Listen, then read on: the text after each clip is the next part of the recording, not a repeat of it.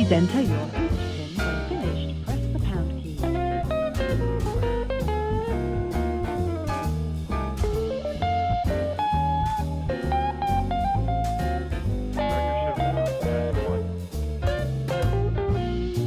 Your show will go live in 5 seconds. 4, 3, 2, 1.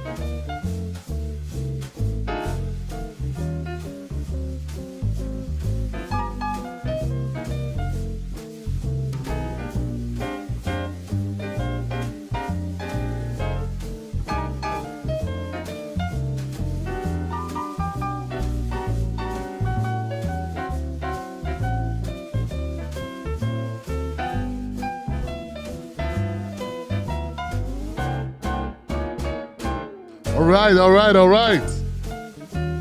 Where are we at? Where are we? There we go.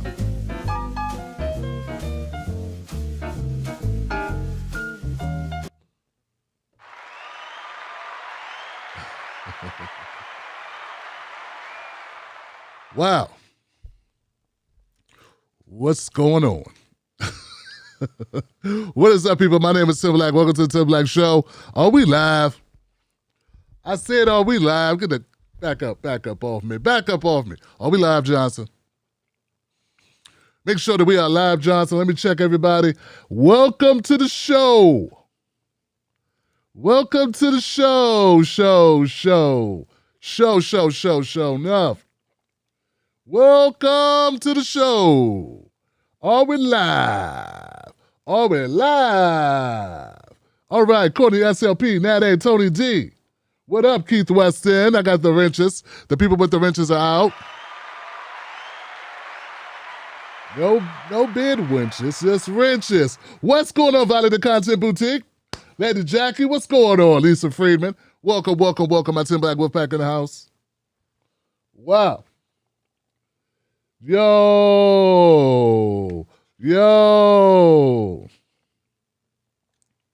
Welcome to the show, Johnson. What's up, David Melford? How you doing, brother?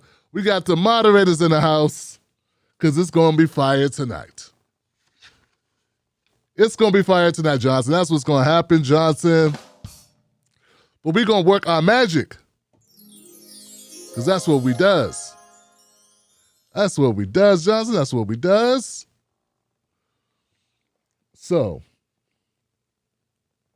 making sure. Glad Lisa Freeman says, I'm glad I'm awake. Well, I'm glad you're awake too, Lisa. You got to be awake nowadays. You got to be awake. Don't be too woke. There's something bad about being too woke, Johnson. This is getting bad out here. It's getting bad, man.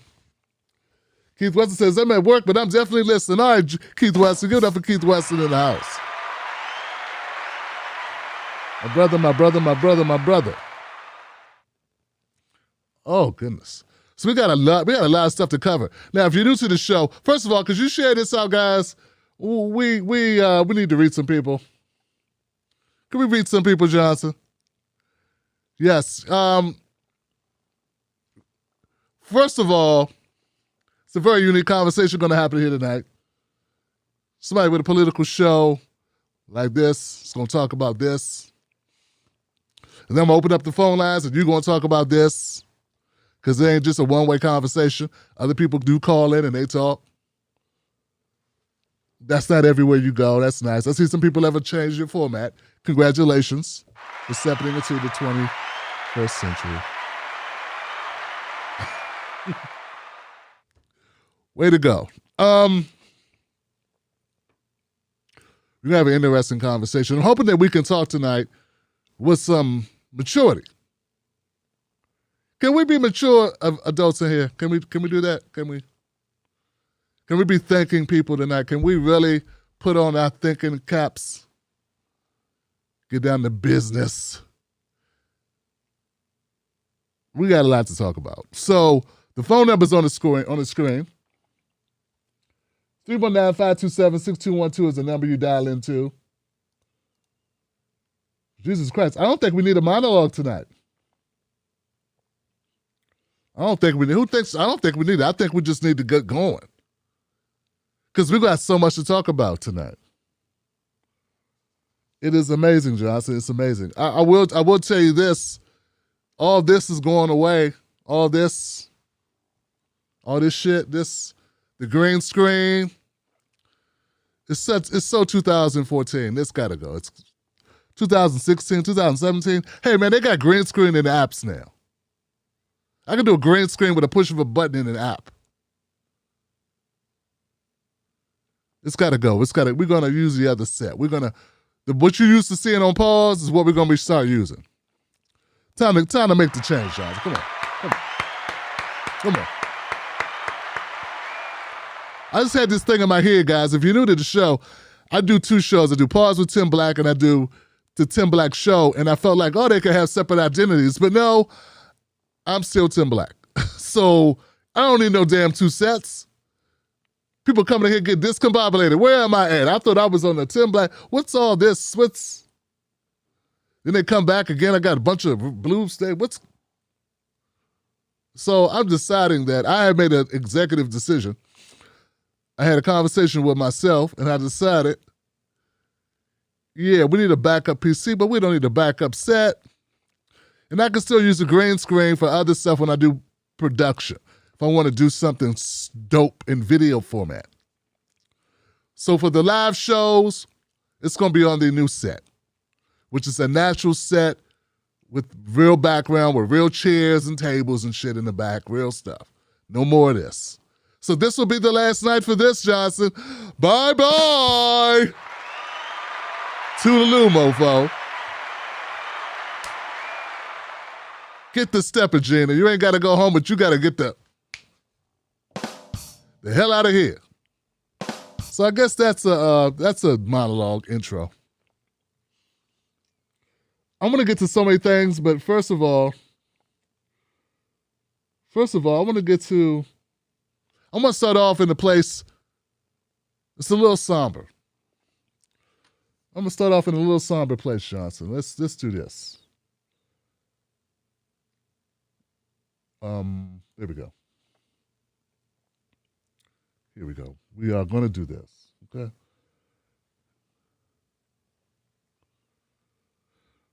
We're going to start off with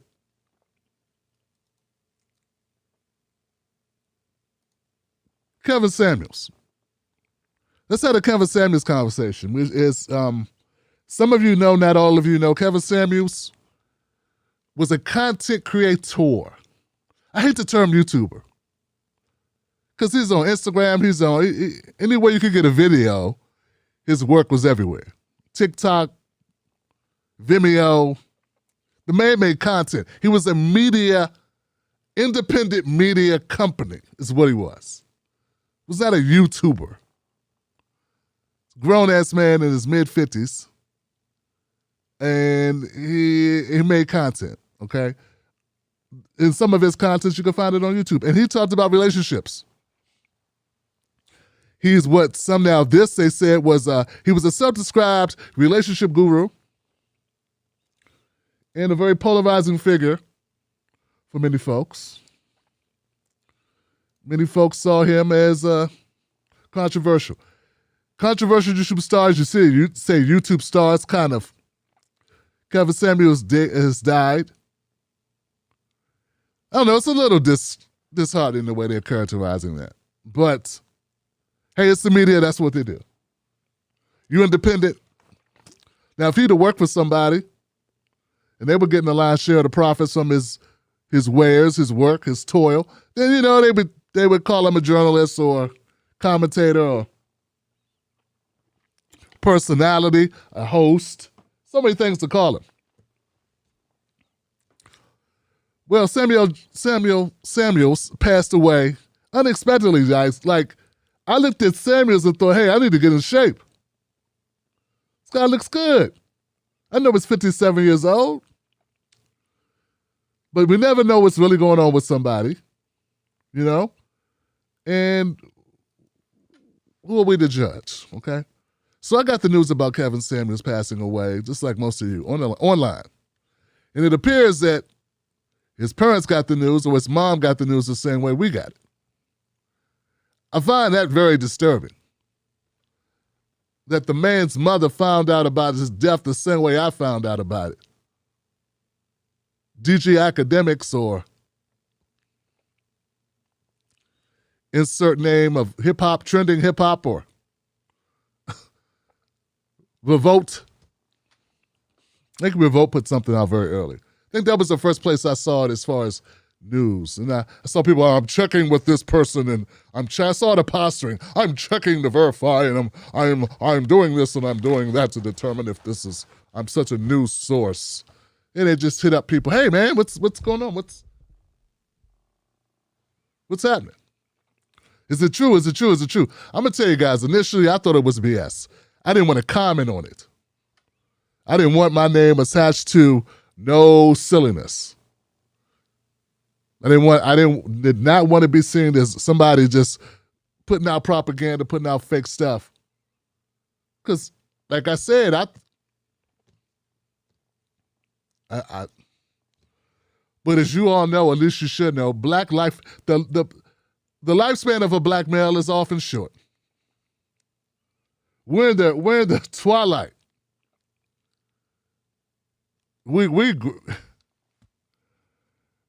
I'm telling you, once you cross 40, anytime you could go. Black male, you're an extra bonus innings. When you hit 50, it's bonus innings.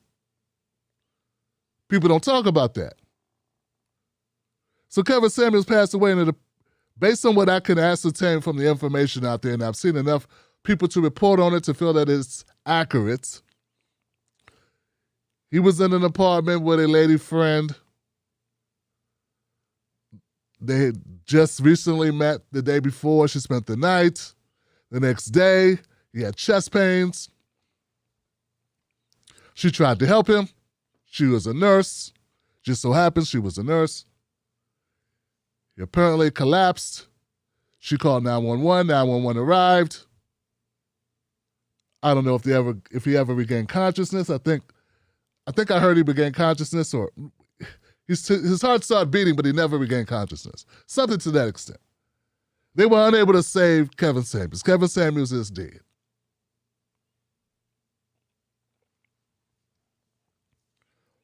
Now, it is very sad. Well, to me, it's sad when anyone loses their life. Unexpectedly, of course, no time to say goodbye to anyone. No time to prepare, no time to do some things like get your affairs in order. Hopefully they were already in order, but you know what I'm saying. Like, no one wakes up knowing this their day, and that's, some people do though. Some people know like in the vicinity of the day. So the point is, Kevin Samuels, this was out of the blue for most people who watch Kevin Samuels. I didn't watch Kevin Samuels. I was aware of Kevin Samuels. I had watched a couple videos here and there. Some things I understood where he was going. Other things I did not understand where he was going. Well, I understood, but I thought it could have been done in a certain way that I didn't, I don't have to agree with everything you do. But, as a person watching it, I just felt that Kevin Samuels is playing a game. He figured it out. And that's the biggest thing. It's very, very interesting about Kevin Samuels and I just want to say the brother had talent and ability to communicate very well, and he was very engaging. And he knew what needed to be done in order to be successful in this genre, in his chosen profession. And so you can't knock him. You can't say he wasn't good at what he was doing, because people that aren't good at what they're doing, you don't know who they are. So if you know who Kevin Samuels is, he was doing something right. And when you got a million on YouTube, a million on Instagram, a million across social media, you got brand deals, you got opportunity, you just did something with one of the biggest rap stars of this recent decade, Future. You had a sit-down conversation with, was it Nicki Minaj or someone? Like, he's doing major type stuff. And people are imitating him, at least in, the black community and different comedians. I know Affion Crockett was doing a skit on him. I think Godfrey had done a couple skits as well, joking about Kevin Samuels. The thing that bothers me about Kevin Samuels is people wishing death on this guy. Like, people applauding his death. It's really disgusting. And as a person who creates content, a content creator myself with a small media company, it's very, very, very disturbing that people would do that. It's like, wow, very sobering. And it's a reminder what people will do when you pass. I mean, we all got to go. But these people act like they're invincible, like tomorrow can't be their day. And not wishing death on anyone like these people were. But let's just say it would be a sad but fitting comeuppance if some of those people didn't, maybe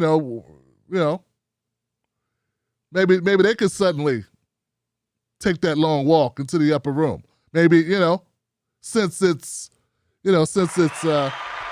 funny. Never got that.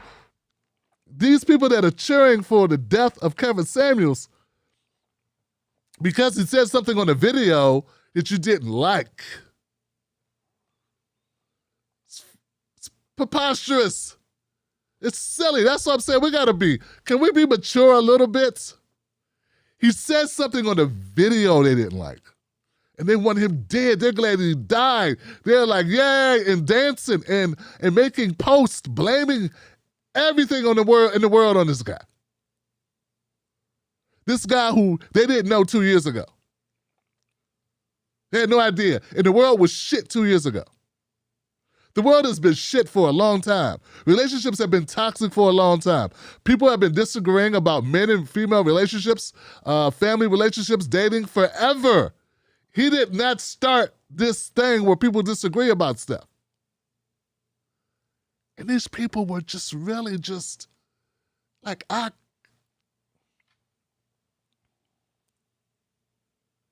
he made a video they didn't like. He didn't come to their house and hurt their children or threaten their home, their safety. He didn't steal their elections. He didn't poison the water. He didn't drop bombs. He didn't subjugate them or discriminate against them and deny them access to health care. He didn't lead them into a war on bogus pretenses. But you know what? There are politicians who have done all of that. Everything I just named, they did all of that. And you know what? When they pass, silence. Hypocrite. This man made videos that you could choose not to watch. You didn't even got to do this. You just take your mouse and click somewhere else. And guess what? The mean black man with glasses is no longer there. Back to cat videos. Back to women showing their butts on Instagram. Hey, somebody tell me. Back to Shula King. Back to Tony Baker. What in the haberdasheries and hemoglobin is going on here?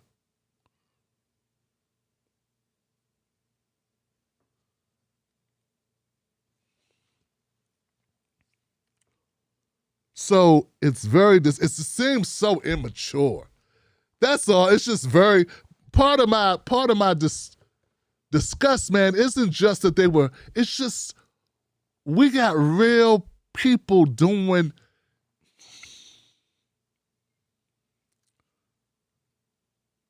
And as I stated earlier, guys, Kevin Samuels just figured it out. He figured out what worked. Do people realize that Kevin Samuels was online creating content for years, talking about what men needed to do, didn't even really discuss women, basically chewed men's asses out 24/7 about not making a decent living, not focusing on your issues, not getting your own life together, and dating women, being irresponsible when you're dating them. All this, like his initial career was all about roasting men who weren't getting their shit right. But see, that did not piss off enough people for him to become well-known. Because see, no one gets offended when you roast black men. And yeah, it's what it is, Johnson. That's what it is, guys. That's what it is. No one gets their feelings hurt when you shit on, basically men in general. You can say men in general. Let's just go with men. Because I think you could, beat up on white guys and Latino guys. You can beat up on all men forever, and that'll never make you famous unless you are a woman. So you could be a man who means well, trying to tell men to look out for pitfalls, try to be a better man, be a better husband, be a better father, be a better friend, be a better individual, have a better life, and roast men in the process, be very blunt about it, and you will never be very super successful. Why? Because enough people don't like you. I was told a long time ago, Tim, you're the only thing holding you back. You know what that thing is? You want to be liked. You'll never win that way, buddy. You gotta want to be hated by half and loved by the other half. You gotta be hated and loved. Too much. Some people like you. Some people love you. And only a few people really hate you. Now, I would admit that number has increased over the last 6 months, the last year or so. But it's not so much my content, it's just jealousy. Pettiness. Difference of political opinion. I won't come on someone's show. Some nonsense. But see, Kevin Samuels figured it out. Once Kevin Samuels started talking about the shortcomings of women, how women were screwing up, how women needed to get their lives together, how women need to choose better, how women need to be, look at their standards a little differently, and these types of things, and be blunt, and put on a show, and be provocative, and be controversial, and be sensational, and be, boom, boom, boom. Once he became the Simon Cowell of doing that on these social media platforms, I got anything for this?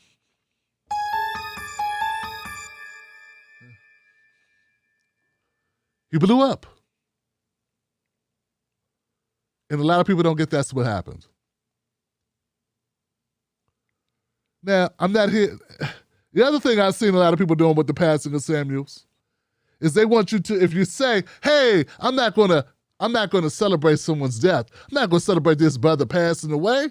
First of all, that is rude as hell and pretty short-sighted, because we're all human. We're all mortal. So that's pretty stupid. I mean, I don't have that. I'm not running around superstitious at every turn, but I'm not going to press my luck dumping on somebody's death. That's crazy talk. For me anyway. But these people are, I say they're just misfocused. They're just misfocused. I don't think that Kevin Samuels, in my opinion, I don't think he meant harm. I think Kevin Samuels sometimes made good points, sometimes made bad points. But I do not have to defend his work to say I'm not going to celebrate this man's death. It also goes to show you how disconnected these people are from Like, Kevin Samuels is one of the biggest things in the black community online. And I know some people don't concern themselves with what black people be doing. And I get that. You don't have to. But what I'm saying is, he made a mark in this arena, and to do that, he was polarizing. Not unlike Simon Cowell on American Idol. Everybody can't be Randy. If it wasn't for Simon, you would have no show. See, Simon was the one, why are you here? You can't sing. What is it? And he said in that British accent, you see, what's Chef Ramsay? He's another one. Chef Ramsay, uber rich, super successful, not just for cooking, but because on camera, what does he do? Roast the hell out of the kitchen in Kitchen Nightmares. Roast those chefs. He could have been nice. What are you doing? You're not doing a good job with the omelet. But no, that's not how that's not how Chef Ramsay tells it. Right? That's why Chef Ramsay is multi, super rich. Because people want to tune into the drama. Kevin Samuels is just a reflection of what we want to see. He's just and depending on where you are in your life and what's going on with you at the time, how you react to him is based on how you see things at that moment. If you are a black woman looking to be upset, right? Now, I'm not talking about the women that actually contacted him. I'm talking about the people watching. If you see yourself in a woman who's saying, hey, I got 3 kids, I'm 50 pounds overweight, I make 30 grand, but I want a man making $1 million, and any man making 50 grand or 60 grand or whatever I'm making, I'm not selling for him. I'm better than that. Like, if you don't see the irony, the hypocrisy in that type of statement, and if you identify with her, then you're going to be upset with Kevin Samuels' work. You're going to look at his content and hate that shit because you are her. But if you're somebody who happens to think that it's not all about how much money someone makes, and you don't look at it that way, that a man's value is not determined just by how much money he makes, and you're looking to build a life with someone, and there are other criteria that you take more seriously, such as is he religious, or does he have faith? Does he have strong work ethic? Does he believe in family? Does he take care of his children if he has any? Is he a good role model? Is he a person that will make you laugh? Does he have a good sense of humor? Is he steady in his mental faculties? Does he make good decisions? Is he a solid individual, and can you rely on him? Is his word his bond? Like, these are all characteristics, and I'm not, like, look, first of all, I have not watched all Kevin's stuff, not even close, not even a tenth of his stuff. But I never saw that clip where the woman was like, hey, Kevin, I'm looking for a guy like the stuff Tim Black just said. So if you were a woman who didn't look at things in a more superficial aspect, you'd watch Kevin Samuels and be like, cool. I've heard him remark many times. He's got I think he said he had more women who contacted him thanking him than men. So, and of course there are other content I'm simplifying some of the stuff, obviously. So there's going to be a video, he said something that I wouldn't say or you wouldn't say. But you know what? That's why we're even talking about him. Because you know how many people died yesterday? A lot of people died yesterday. But guess what? I'm talking about Kevin Samuels. There's a reason.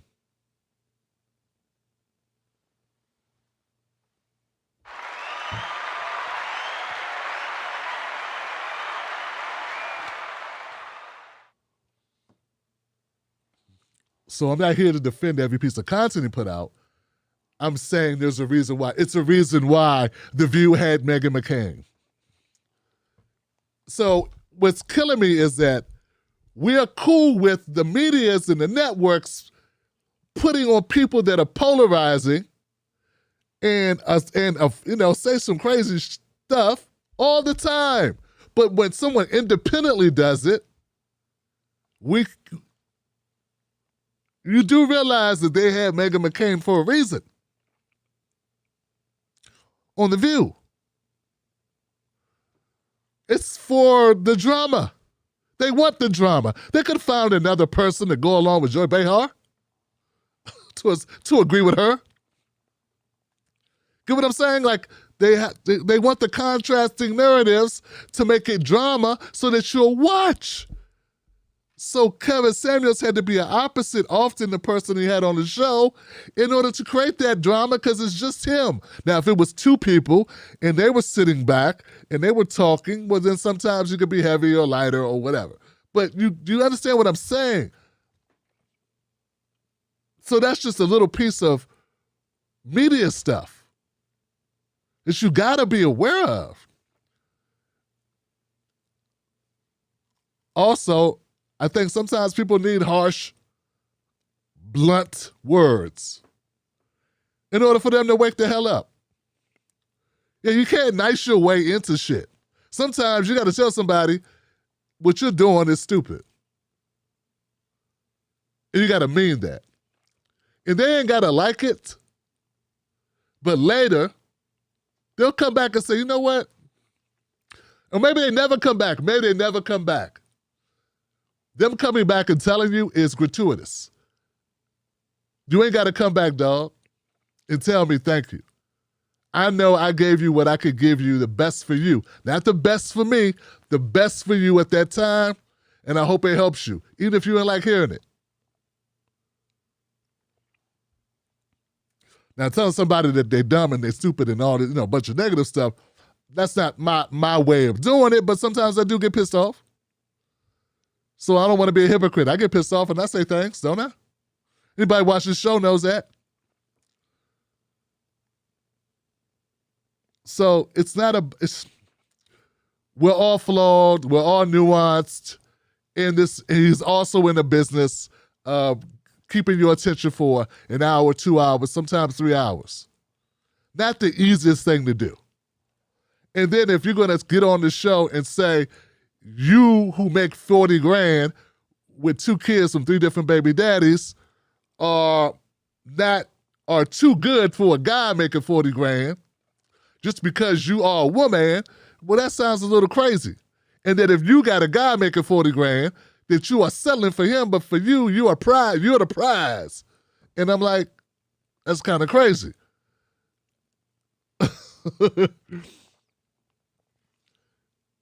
It's kind of crazy. But at the end of the day, some people got helped and some people got pissed off, and that's okay too. Because you ain't got to like this guy. You ain't got to like nobody. No one has to like nobody. No one has to anything. I'm just saying, applauding someone's death is very low budget.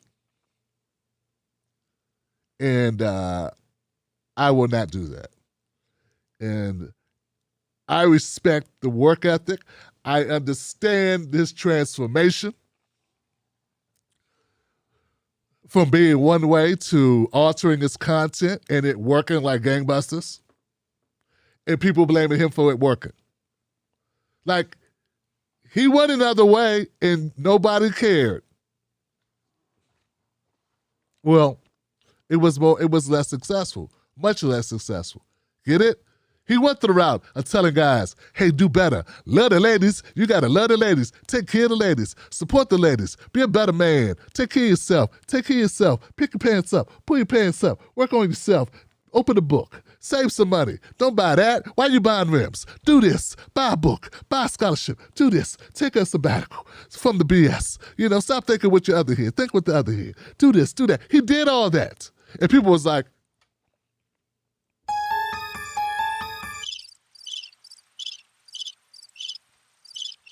then he starts saying, lady, who's going to want you?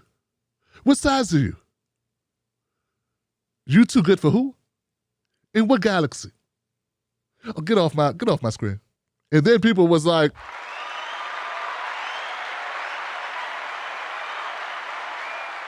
and he was like, I guess we're going to keep doing that.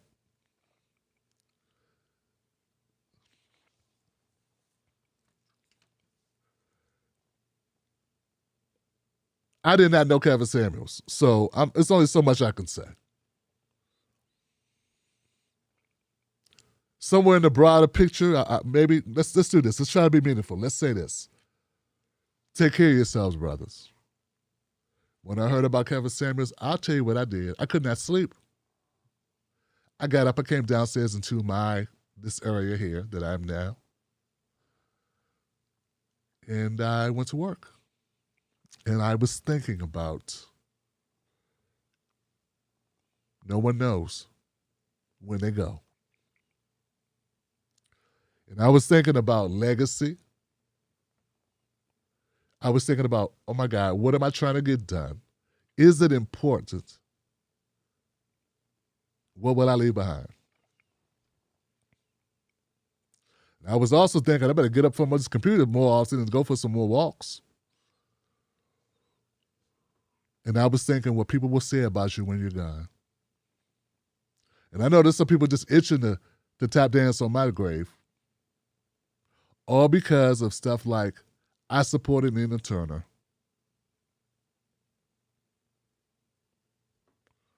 Didn't affect them at all. He didn't go on this person's show and do a live stream. They won't care of the people I left behind. The people that love me, the people's lives I changed, the people that impacted. They'll just do a dance. And that's okay. Because our lives are not about them. Let's hope that that's not what we leave behind. And that's what the conclusion I came to last night, was that the people that I love and the people that love me are the only people that matter. And we do right by those people and leave them with a smile. So to Kevin Samuels, may you rest in peace, brother.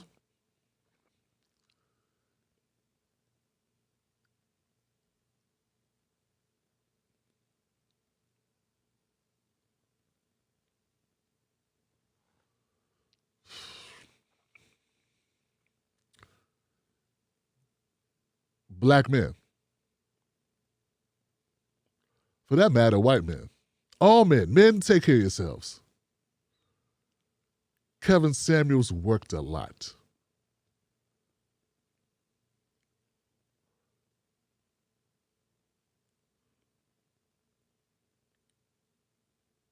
Women outlive men.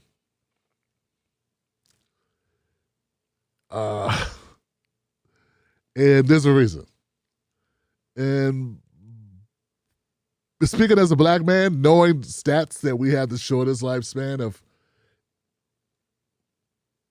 most men, and I'm speaking to myself as well. Please take care of yourselves. Please take care of yourselves. Yada, yada, cherish every day. You know all this stuff, but as we get closer to that time, and that time's coming, may you be,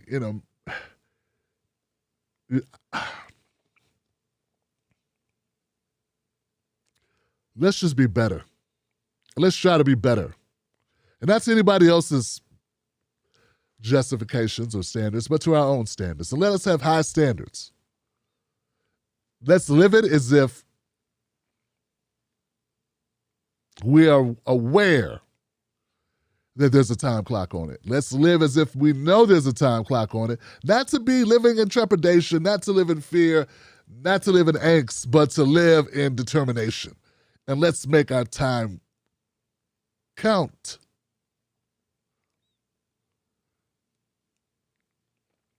Rest in peace, Kevin Samuels. I will add this one thing. About the high value man concept.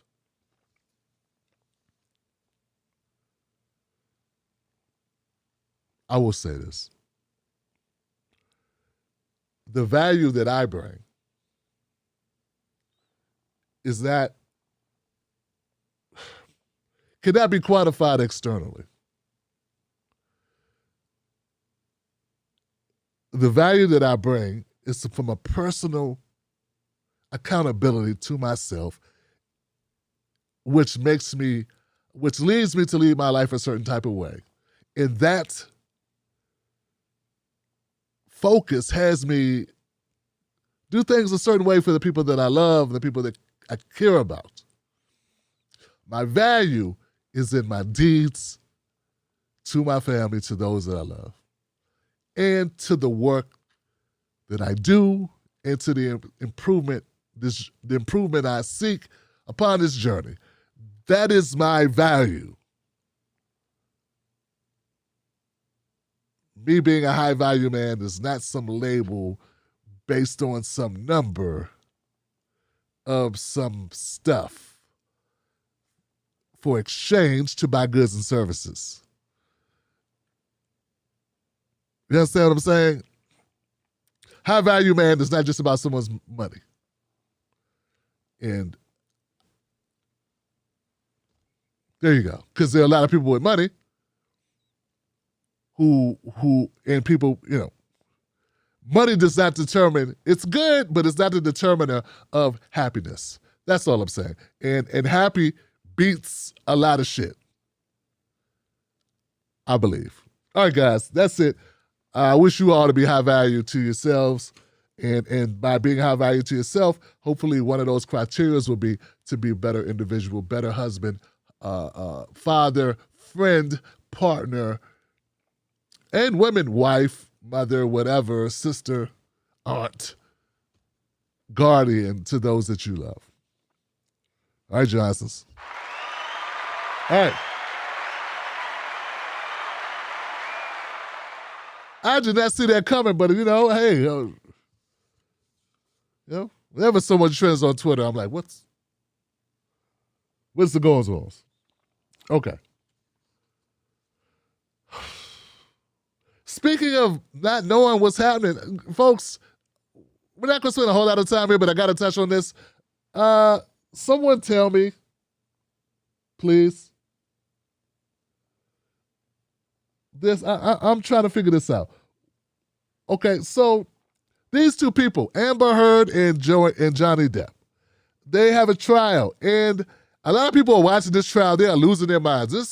This trial is so popular. It has revitalized the numbers, the ratings of places carrying this story that are covering it on a daily basis. It's like, wow, people are losing it. And look, I watched little snippets of it, and I see Johnny Depp just running circles around Amber Heard as far as the charismatic, the way he projects himself, his performance on stage, and that's what it is. It's a performance. I feel it's a performance. He's just doing such a better job of coming off as a person who has been wronged based on the clips I've seen. But then I started looking at the articles. I'm like, I don't know if he's winning the media game.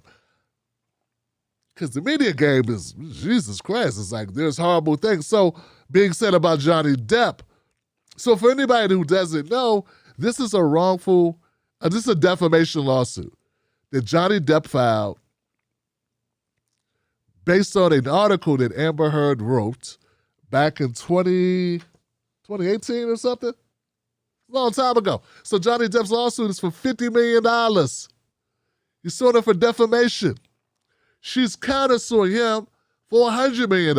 And that trial will happen after this one sometime later this year. So even if Johnny Depp wins this lawsuit, look forward to another iteration of this. So there's going to be a lot of people making a lot of money off this trial. And the stuff that's being said here, Johnny Depp says he was abused. Amber Heard says she was abused. That's what she wrote in the article years ago, and it just hurt his career. He said it hurt his career. He lost work. He hasn't been able to perform. He hasn't been given the opportunities since she put that article out, accusing him of abuse. And so it's just crazy. I think she's going to say similar about her career being hurt by his responses to her, calling her a liar, and like, wow, these are very successful people with a lot of money. And there we go. Here's my point. Money ain't everything. Look at this. Look at this. We got Heard saying, I lost a piece of myself. And Johnny Depp saying, yeah, you cut a piece of my finger off. And I mean, it's just crazy. It's like, wow. Depp threatened to kill me over Christmas. I mean, these headlines. Depp broke our bid while beating me up. Heard said, I punched Depp to protect my sister. So she's on, stand right now testifying, and she's just throwing it all on Depp too. So Depp at one point was talking about her, and now she's talking about him, testifying about him. And I saw pictures of blood on furniture, just blood on a guitar.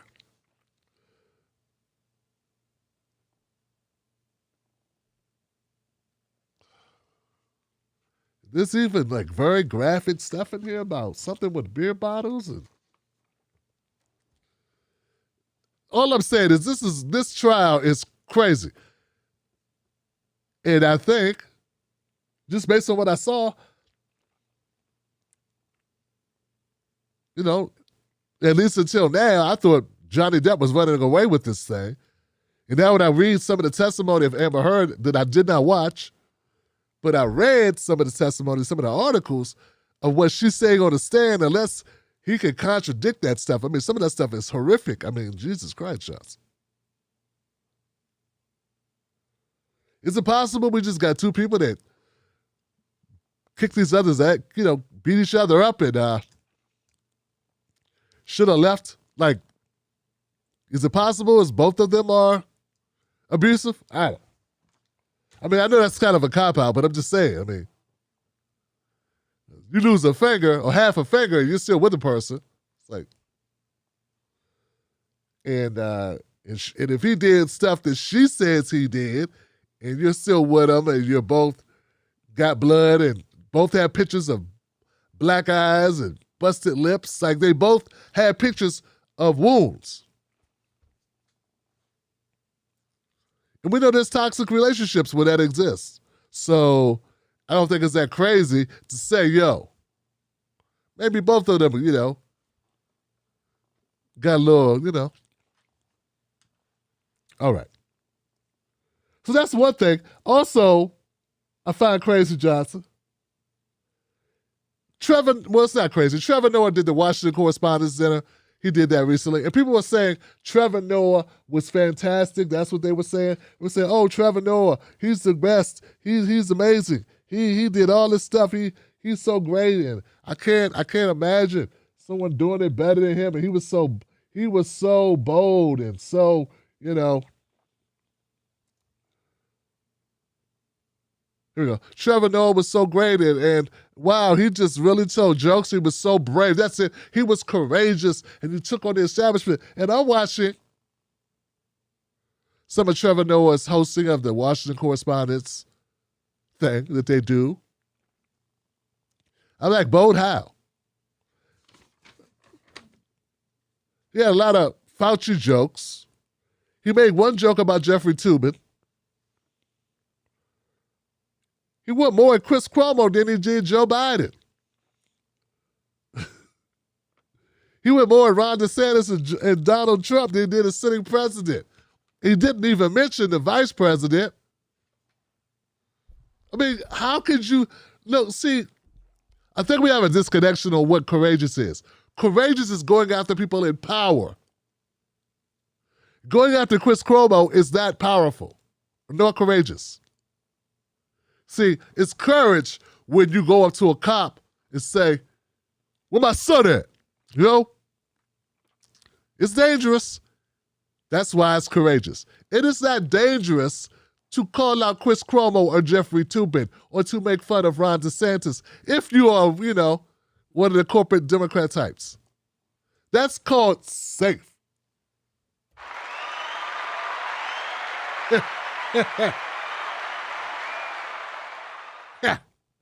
Steve Harvey. What we're not going to do is pretend his ass is courageous. But that's what they were doing, and it was kind of making my stomach hurt. Because it's BS Johnson. Okay, so here goes a clip of Trevor Noah. The people said, this is, what's he doing here? I think in this clip, if I remember correctly, he's kissing Biden's ass. Announced that you're proposing a new 20% minimum tax on the super wealthy. And I will say, President Biden, super wealthy. And I will say, President Biden, that you were a big man here, a really big, that you just recently announced that you're proposing a new 20% minimum tax on the super wealthy. And I will say, President Biden, that you were a big man here, a really big man. You could have targeted Donald Trump, but instead you chose to only raise taxes on billionaires. That was big of you. Really nice. Prove me wrong, show me the taxes. So, personally, I think that President Biden could do a better job at taking credit for the things that are going right. Unemployment is currently at 3.6%. Think about that, people. 3.6%, 2% if you don't count the Cuomo family. And I will say, President Biden.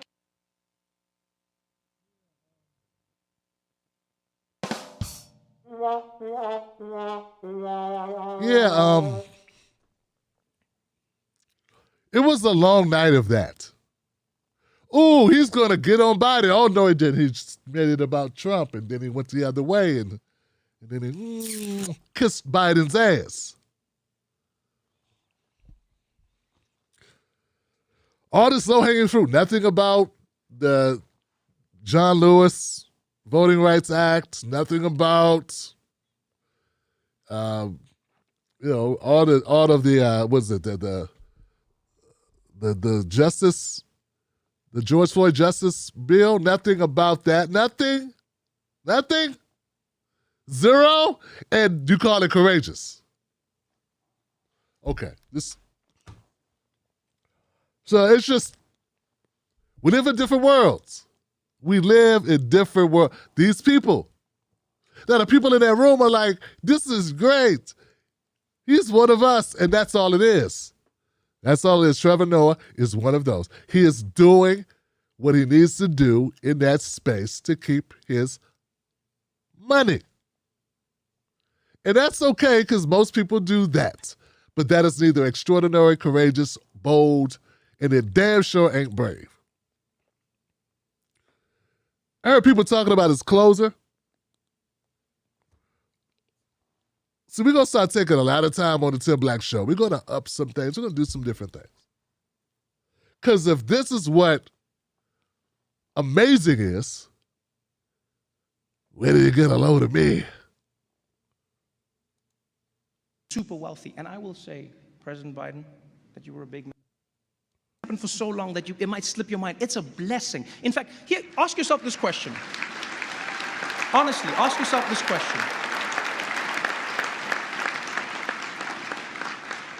If Russian journalists who are losing their livelihoods, as you were talking about, Steve, and their freedom for daring to report on what their own government is doing, if they had the freedom to write any words, to show any stories, or to ask any questions, if they had basically what you have, would they be using it in the same way that you do?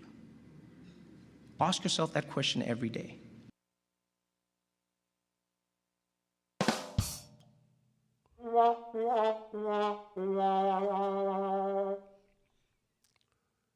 No, Trevor, my brother, ask yourself that question.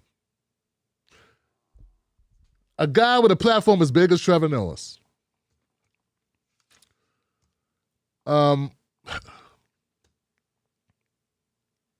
Does he use this platform to do that? Does he call out his own government? I mean, occasionally he'll say something for the blacks. That's only because people consider him one of the blacks because his dad is African or something. Or his mom or something. But by and large, Trevor phones it in a lot. This is a phone in. This is Stephen Colbert level phoning in. This is Jimmy Kimmel-esque phoning it in. This is what this is. Like, this must be very clear what this is that you're doing. And his closer is, what would Russian journalists do? What would American comedians do who talk about politics? What would they do, Trevor? I agree with the sentiment that we have a lot of journalists who aren't willing to call out authority. Sort of like what you're doing tonight, Trevor. You're not calling out authority. You're calling out the people. You're talking about the party that's not in power. How is that ballsy? And then he ends it on, we need to be more like the Russians who are risking their lives to call out Putin. But did you call out Clinton? I mean, more than just the...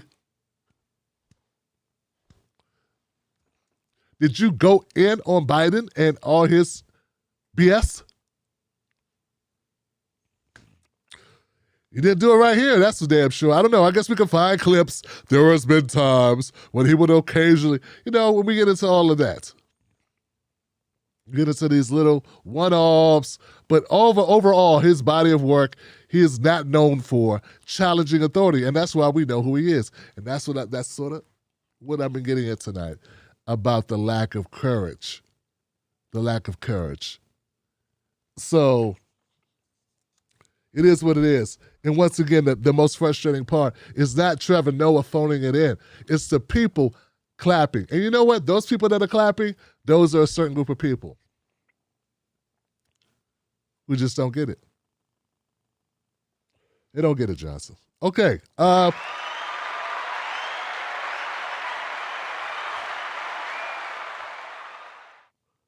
Last thing. Dave Chappelle was attacked in Hollywood on the thing, doing the show, doing his stand-up by a 23-year-old man by the name of Isaiah Lee. And he was beat down for it. We got a beat down. Isaiah Lee was beat profusely. The best way to put it, the best way to describe the punishment that the attacker received from celebrities and stars and fellow comedians and performers who were there that night when Dave Chappelle was attacked, was placed by Tony Baker, a comedian, who said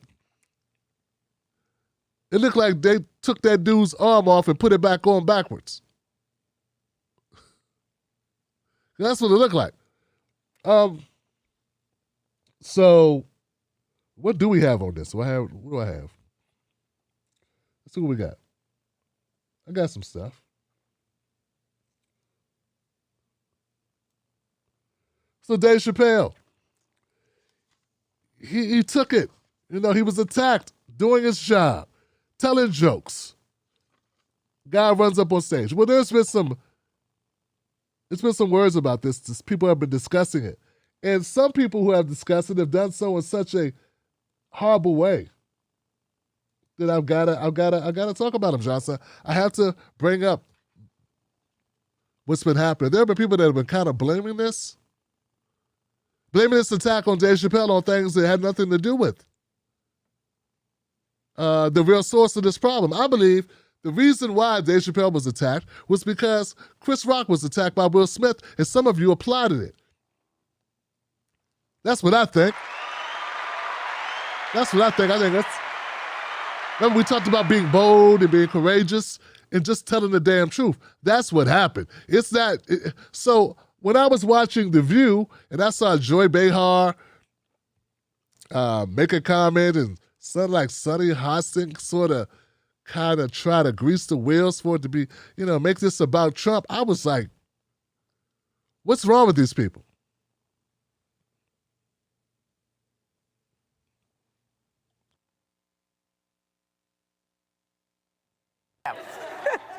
What do you think is happening? I mean, it's happening on airplanes. It's happening on street corners. People are just running. I mean, the Hollywood Bowl, just ran up on there. Things that could contribute to what's going on, the pandemic, the opioid crisis, the fact that Trump was out there saying things like, just knock the hell out of them. I promise you I'll pay for the legal fees when he had a heckler. Yeah. I mean, there are many factors involved here. And then Will Smith was like the pièce de résistance, as it were. But by the way, don't you love comedians? Look at how they really handled it. It was great. Give that boy the Okay, good. This is not a political thing. Come on, I know you want to wrap it all into politics, but this is really about security. Like, I don't understand it. Why, Having it been to didn't the happen Hollywood Bowl- before. It's Will- happening. Will Smith wasn't particularly right-leaning and running up on the stage and smacking Chris Rock. No. So, Yeah, but I exactly, do it think doesn't that have to Trump unleashed some incivility, at least, in And our we country. don't know anything about this person that went up there No, but and wait tried a to second. attack. You We don't don't. notice that there's a certain amount of impulse control lacking in the population And a these lot of days? studies attained or said that was in particular in regards to people being locked down inside, not in particular being locked down inside and staring at Well, President Trump. Like, Trump really, he made the pandemic into like a cold. Do you remember? I think he it handled all it comes so down to poorly. we've stopped. We forgot. Oh God, oh God, oh God, oh God, oh God, oh God. No,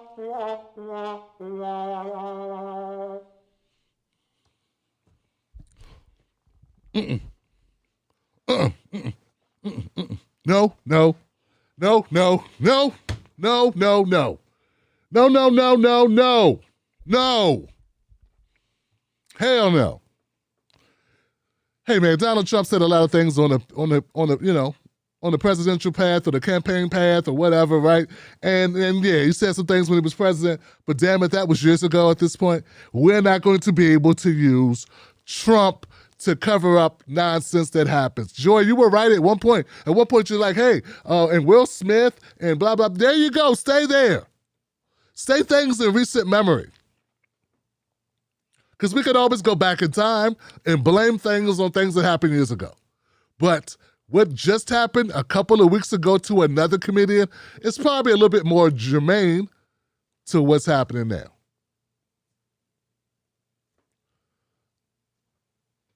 Come on. Come on, Johnsons. Come on now. This is Jesus Christ. And Sonny, don't try to bail out on this nonsense. Don't do it. It's no one's buying it.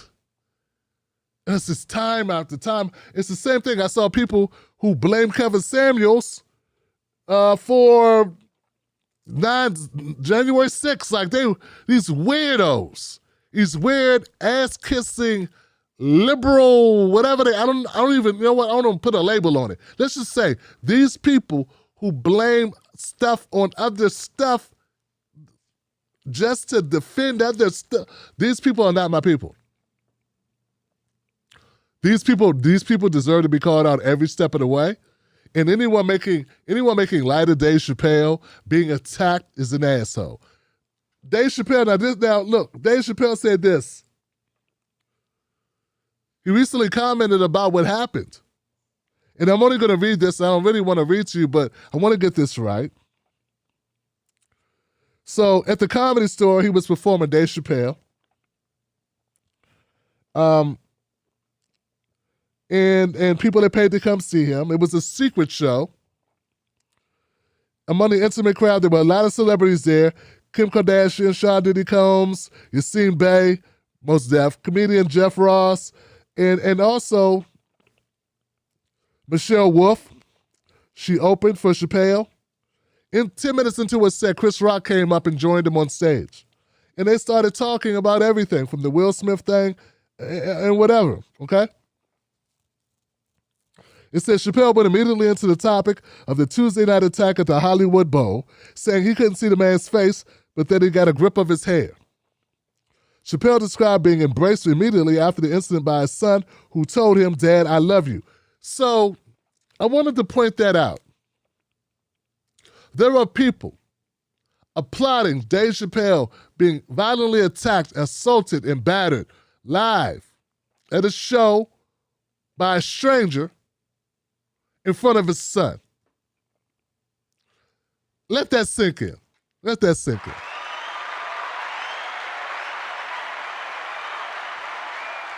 And some of these people who did that, who made fun, that's what he gets. That's what he deserves. Some of these people are saying he should not make jokes about them, but they think it's okay, Johnson. They not only think it's okay, they're applauding a man being attacked in front of his kids for telling jokes. But they don't want you to talk, they don't want you to make up mythical jokes or fancy, jokes about Not them personally, because he doesn't know them, but a group of people that they are a part of. See what I'm saying about the hypocrisy of these people? Violence okay in front of people's children, violence at all. But I'm just saying, it just makes it more heinous. More heinous.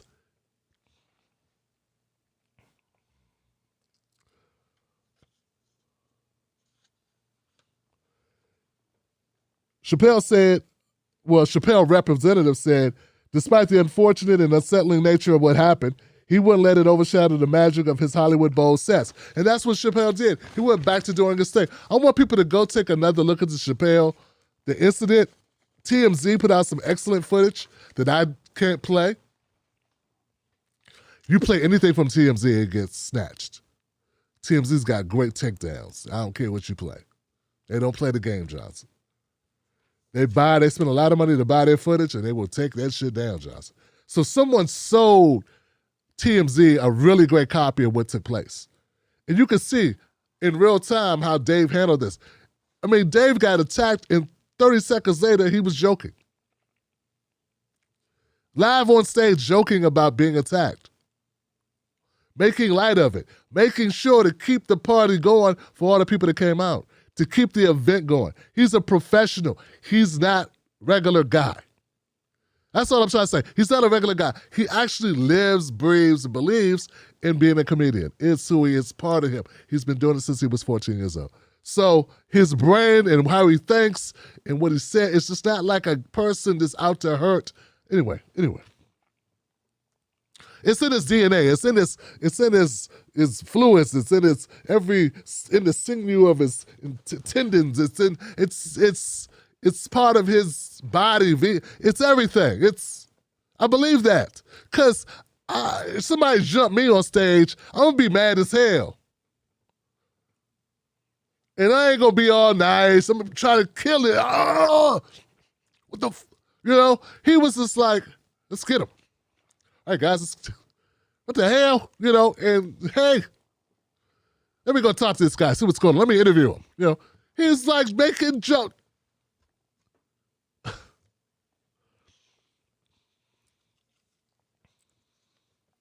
He also pointed out that a lot of people reached out to him. Dave Chappelle, that night at the comedy show, he says a lot of people reached out to him after the incident. And this is the funniest part of it. Chappelle and Rock started talking about the incident.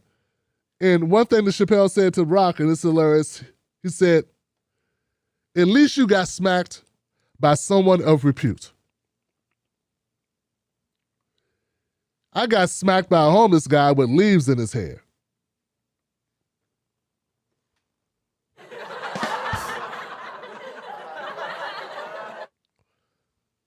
Rock laughed and responded, I got smacked by the softest Negro that ever rapped.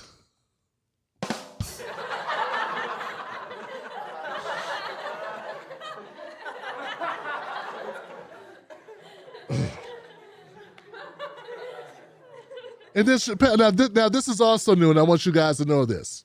So Chappelle says that he had an opportunity to get the security. He convinced the security to allow him to speak with his attacker. So he talked to his attacker himself to find out what's going on. And he said after speaking to his attacker, he could tell that the attacker had some mental issues. Okay? He said it appeared to him that the attacker, Isaiah Lee, was mentally ill. And when asked why he attacked him, Isaiah Lee, the attacker, said he offered a story about his grandmother from Brooklyn who had been forced out of her neighborhood by gentrification. That the attack was meant to draw attention to her plight. So Chappelle says, the guy says it wasn't about his jokes.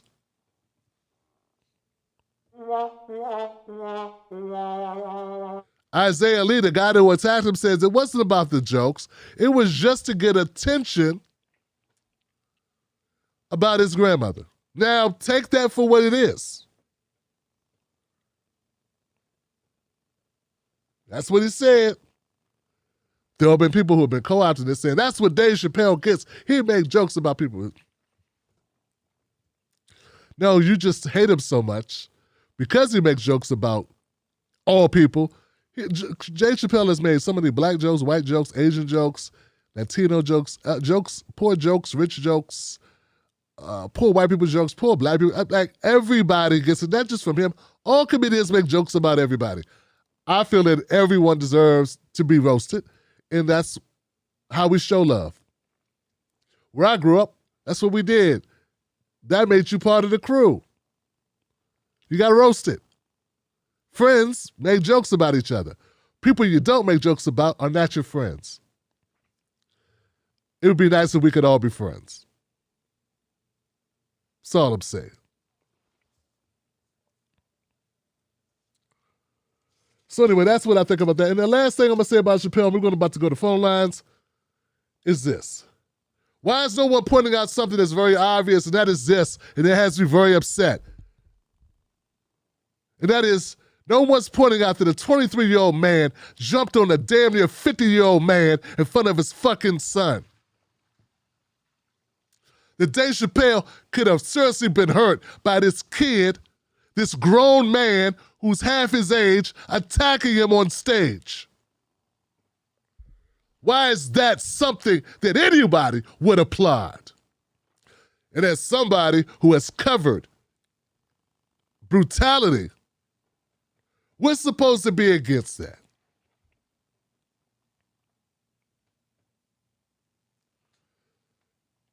Hypocrites.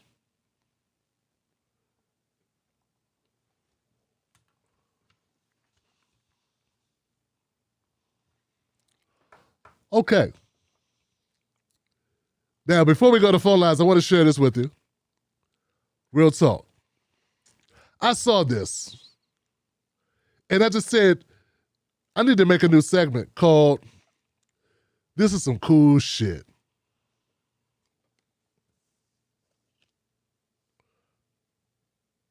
My face, it made me laugh. What do you think is happening? I mean, it's happening on airplanes. It's happening. That's not it.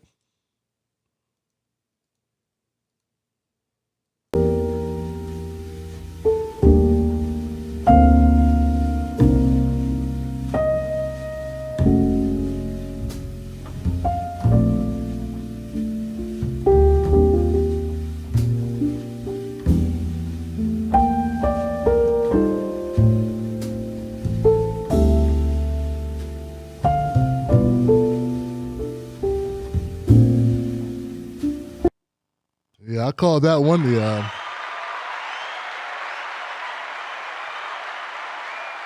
I'm not sure exactly what the name of that piece is, but it really moved me seeing those trees. It looks like Soul of a Tree is what I came up with. Soul of a Tree. All right, y'all. Let's do this. Let's make some. Let's do it. The phone line's open. Phone number's up on the screen. It is what it is. Hope that makes sense. Dave Chappelle, Kevin Samuels, Johnny Depp. The Soul of a Tree. Yeah, we did pretty good. We did pretty good tonight. Not bad. Not bad tonight. Not bad tonight at all. Wow. Okay. Yeah. Yeah. Day one. What's up, D? What's up, Sister Gould? What is going on, people? What is going on? Yes. It is like very sobering, like to see that, to see those children. I got an 832 number that's been hanging out for a while. 832, you are live. What's your name? What's your comment? Hey, what's up? My name is Andrew, calling from Houston.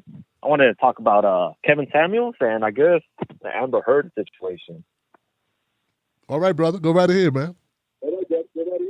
All right, like when I first saw Kevin Samuels, it was on YouTube, and I was intrigued. He did say like some stuff that was kind of true, but it was generic. And I was like make better decisions, women, and then you pick them, don't talk mess.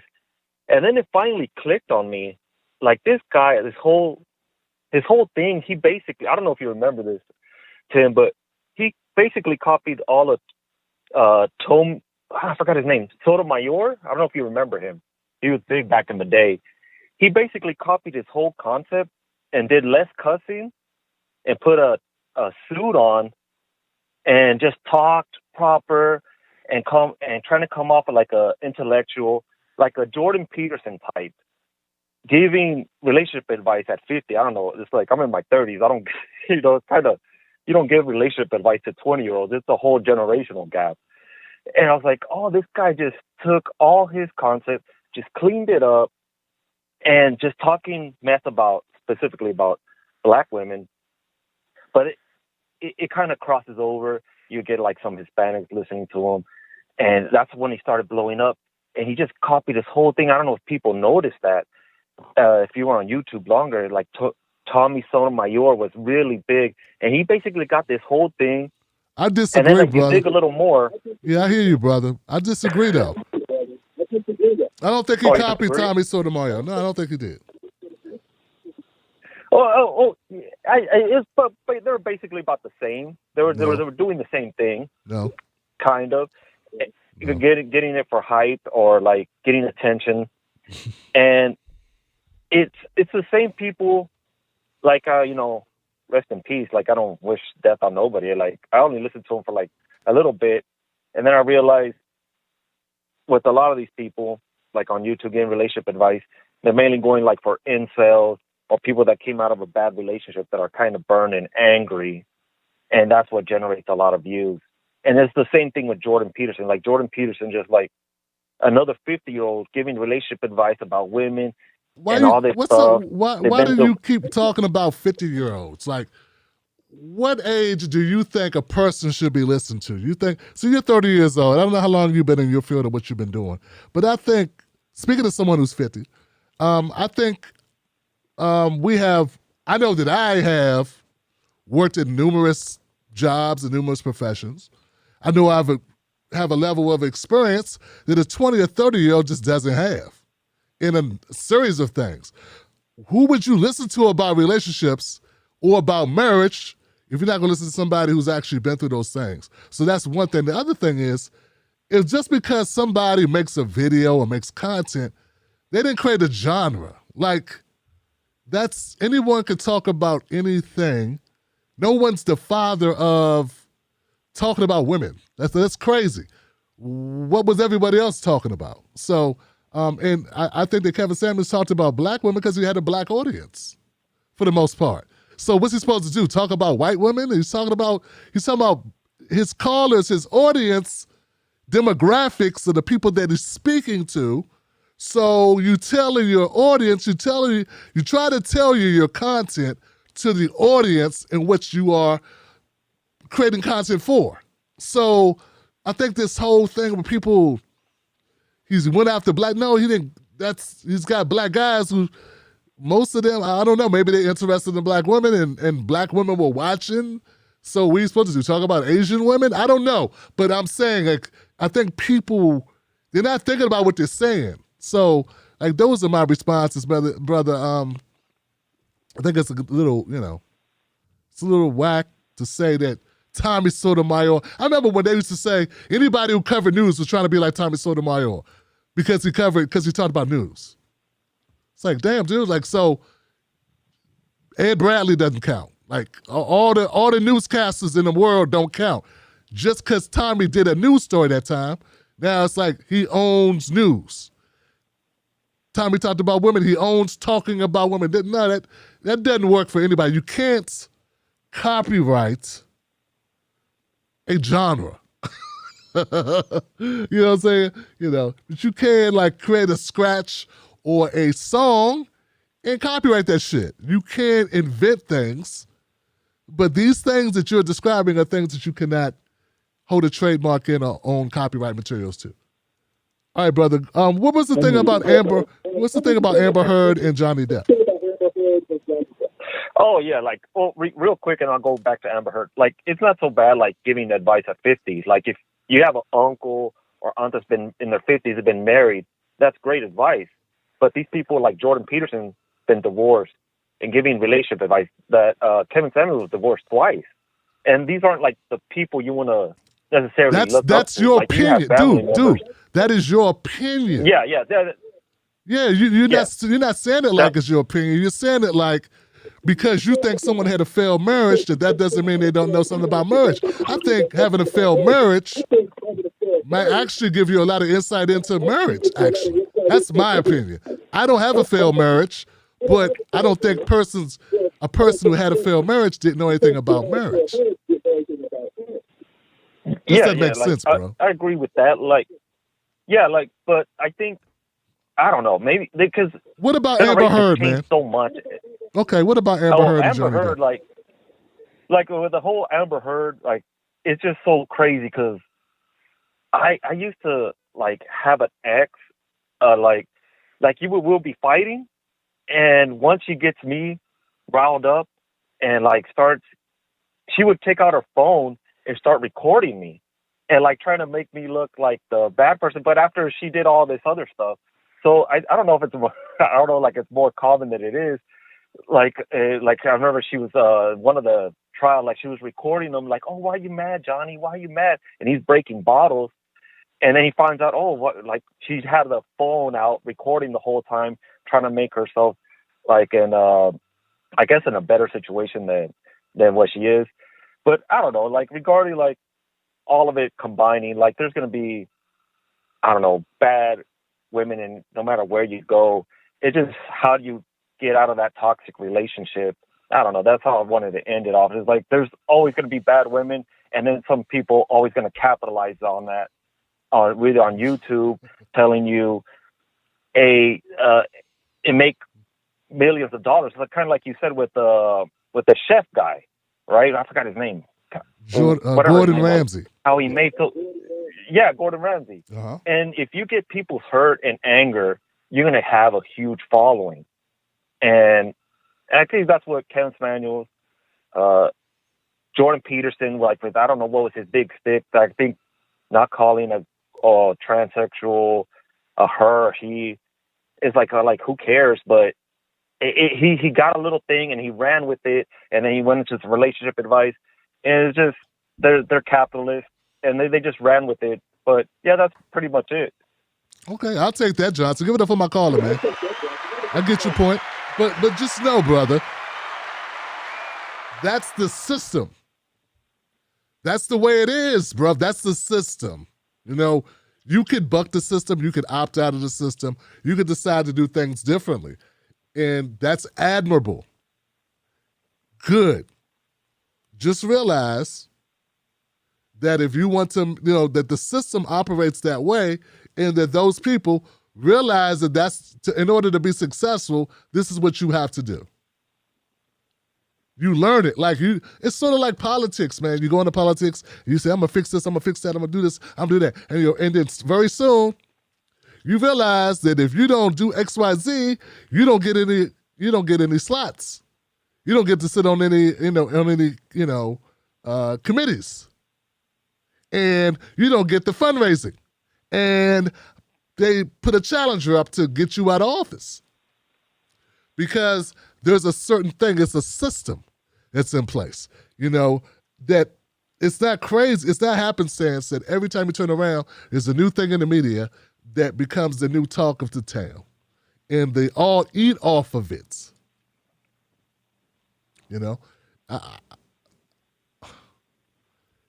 If anyone takes anything anyone says on the internet too seriously, they're missing the picture. Like, where it affects their lives and it damages them and it makes them angry enough to commit violence or wish death and all that stuff. You're just taking it way too far, Johnson. This system is capitalistic. But I want to correct myself, brother. I made a mistake, bro. A failed marriage. What the hell is a failed marriage? I don't think any marriage that you're in or not in, or what, you could had a successful marriage that you got out of, okay? Okay? Sticking with somebody and being miserable is not a success. Okay? You know what I'm saying? Like, that's not successful. right? Only you're going to really know how successful your marriage is. So when I said I don't have a failed marriage, I mean based on the criteria that other people will look at and say, that's a successful marriage, judging from the outside. We are still married. Therefore, we are still, some people would deem that as successful. But if you ain't happy, you ain't, you know what I'm saying? If you don't have a level of security, if you don't have a level of trust and peace, I don't care if you've been together 50 years. I wouldn't consider that successful. I would consider that a failed marriage. And if you could tell people what to do not to be in a toxic relationship, I don't care how old you are if you had those skills. But most people who are under a certain age have never actually done it. And if you're just going to tell me something you read in a book, why not just save us some time and get the book? Understand what I'm saying? And that's the problem that I have with fresh and fit and people who say words like incel. But I got love for you, man. And I know there was a time when I paid attention to that stuff back in the day, and I'm glad I didn't pay attention to it that long. And I got Mrs. Black, so yeah. But for real, dog, for real. Kevin Samuels made black content for black people. Primarily, that was his market. He was expanding his market, that's true. But I don't think he was like, ooh, I want to destroy black women. I think his market was black women and black men. And what else you going to talk about? And the people that came on the show were black women. So what are you going to talk about? Black people would have been pissed if you talked about other people when he's having black women on the show. That's all I'm saying. Once again, no one's under any obligation to like anybody's content or to revere anyone. I'm just offering my 2 cents, and I appreciate your phone call. 920, you are live. What's your name? What's your comment? Hey, Tim, it's Drew. Thanks for taking my call. How are you tonight? I'm good, brother. What's up? Well, I know it's Freedom Friday, but what I'm going to say is probably more fitting for True Tuesday, but I just went to bed pretty exhausted that night. This week was quite the hell of a week, gave us quite a bit to digest, and I find it almost oddly fitting that the Nina Screwjob 2.0 happened really within 24 hours of the Roe v. Wade leak, because those two things together got me thinking about something that President Obama likes to say to us, which is, vote like your life depends on it. Well, the way I look at it, it took about 50 years for these assholes and these freaks to overturn Roe v. Wade. So if it takes another 50 years for us to get abortion rights back, well, by then, who even knows if the planet is going to be suitable for human habitation at that point? Now, if they really want us to vote like our lives depend on it, and I feel like we do, because we have people like Nina Turner, we have people like Bernie Sanders, but those people like to get in the way of us being able to actually vote like our lives depend on it, when really the focus should be on them to legislate like our lives depend on it. You know, we need Medicare for all. We need a Green New Deal. We need reparations. We need universal higher ed. We need to do away with qualified immunity and end the war on drugs as well. But the people who are getting in the way, they did this to Bernie twice, they did this to Nina twice. They're doing it right damn now in Laredo, Texas, in the 20th Congressional District, where the same people who came out to stop Nina Turner, that being Nancy Pelosi and Jim Clyburn and Joe Biden, they're doing the same thing right now, trying to stop Jessica Cisneros in favor of Henry Cuellar, who, ironically, is an anti-choice Democrat. And this, of course, is coming at a time where there's this push to get the Democrats to codify Roe v. Wade into law. But what's Biden's answer to all that? It's to vote more. So I can tell I'm getting really worked up about this. So I'm going to try to tone down the temperature a little bit, try to add a little bit of levity into my Freedom Friday rant. I was watching Coach Carter on Netflix recently, and there was one scene that really stuck out to me that just really resonated. It was where Samuel L. Jackson was making a passionate plea to the school board to not end the lockout that he imposed for lack of academic performance. And so you have the president of the school board. She voted not to end the lockout. Then you had the principal. She voted not to end the lockout. And then the next character was a school board member. And she was this black lady in an empty pantsuit with a blank expression on her face. And she voted to end the lockout. Now, I just want you to be the first to know that I think we should start a change.org petition to demand that Paramount Pictures and MTV Films retroactively change the name of this character from Valerie Walker to Chantel Brown, because my God, did she remind me of her. Anyway, in the spirit, I'm going to conclude with this. In the spirit of both parties suck, I just want to say, fuck the Democrats, those two big, feckless, do-nothing cowards, and fuck the Republicans, those evil, twisted, regressive, irredeemable sacks of shit who have their first-class tickets punched to hell for when the world finally does burn. Thanks for taking my call. Good night to the Wolfpack, and really, good luck to you all. My brother, good one for my caller, man. Goodness gracious. Talk about scorching the earth, brother. I feel you though, man. I feel you, brother. Keep calling in, man. Just, I feel you. I do, and I understand the frustration. And it reminds me of why people get mad at me when I say vote. I understand it, man. I get it, man. Like, there's some people that just hate that shit. Like, oh, okay, you know what? Don't vote, man. I can't tell you that. I can't tell you not to vote. Let's just say we need to do more than vote. Can we agree that we need to do more than vote? Can we say that? Got me up here sounding like Obama. Hey, I don't want to sound like Obama and shit, you know? But I get your point. I get your point. It's like, what are we getting out of this? Where's it going? Look what happened in there. Look what's happened here. Look what's happened there. I get all of that, brother.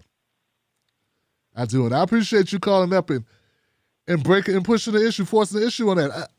And I remember Coach Carter. I do, man. I do. That movie with Valerie, yeah.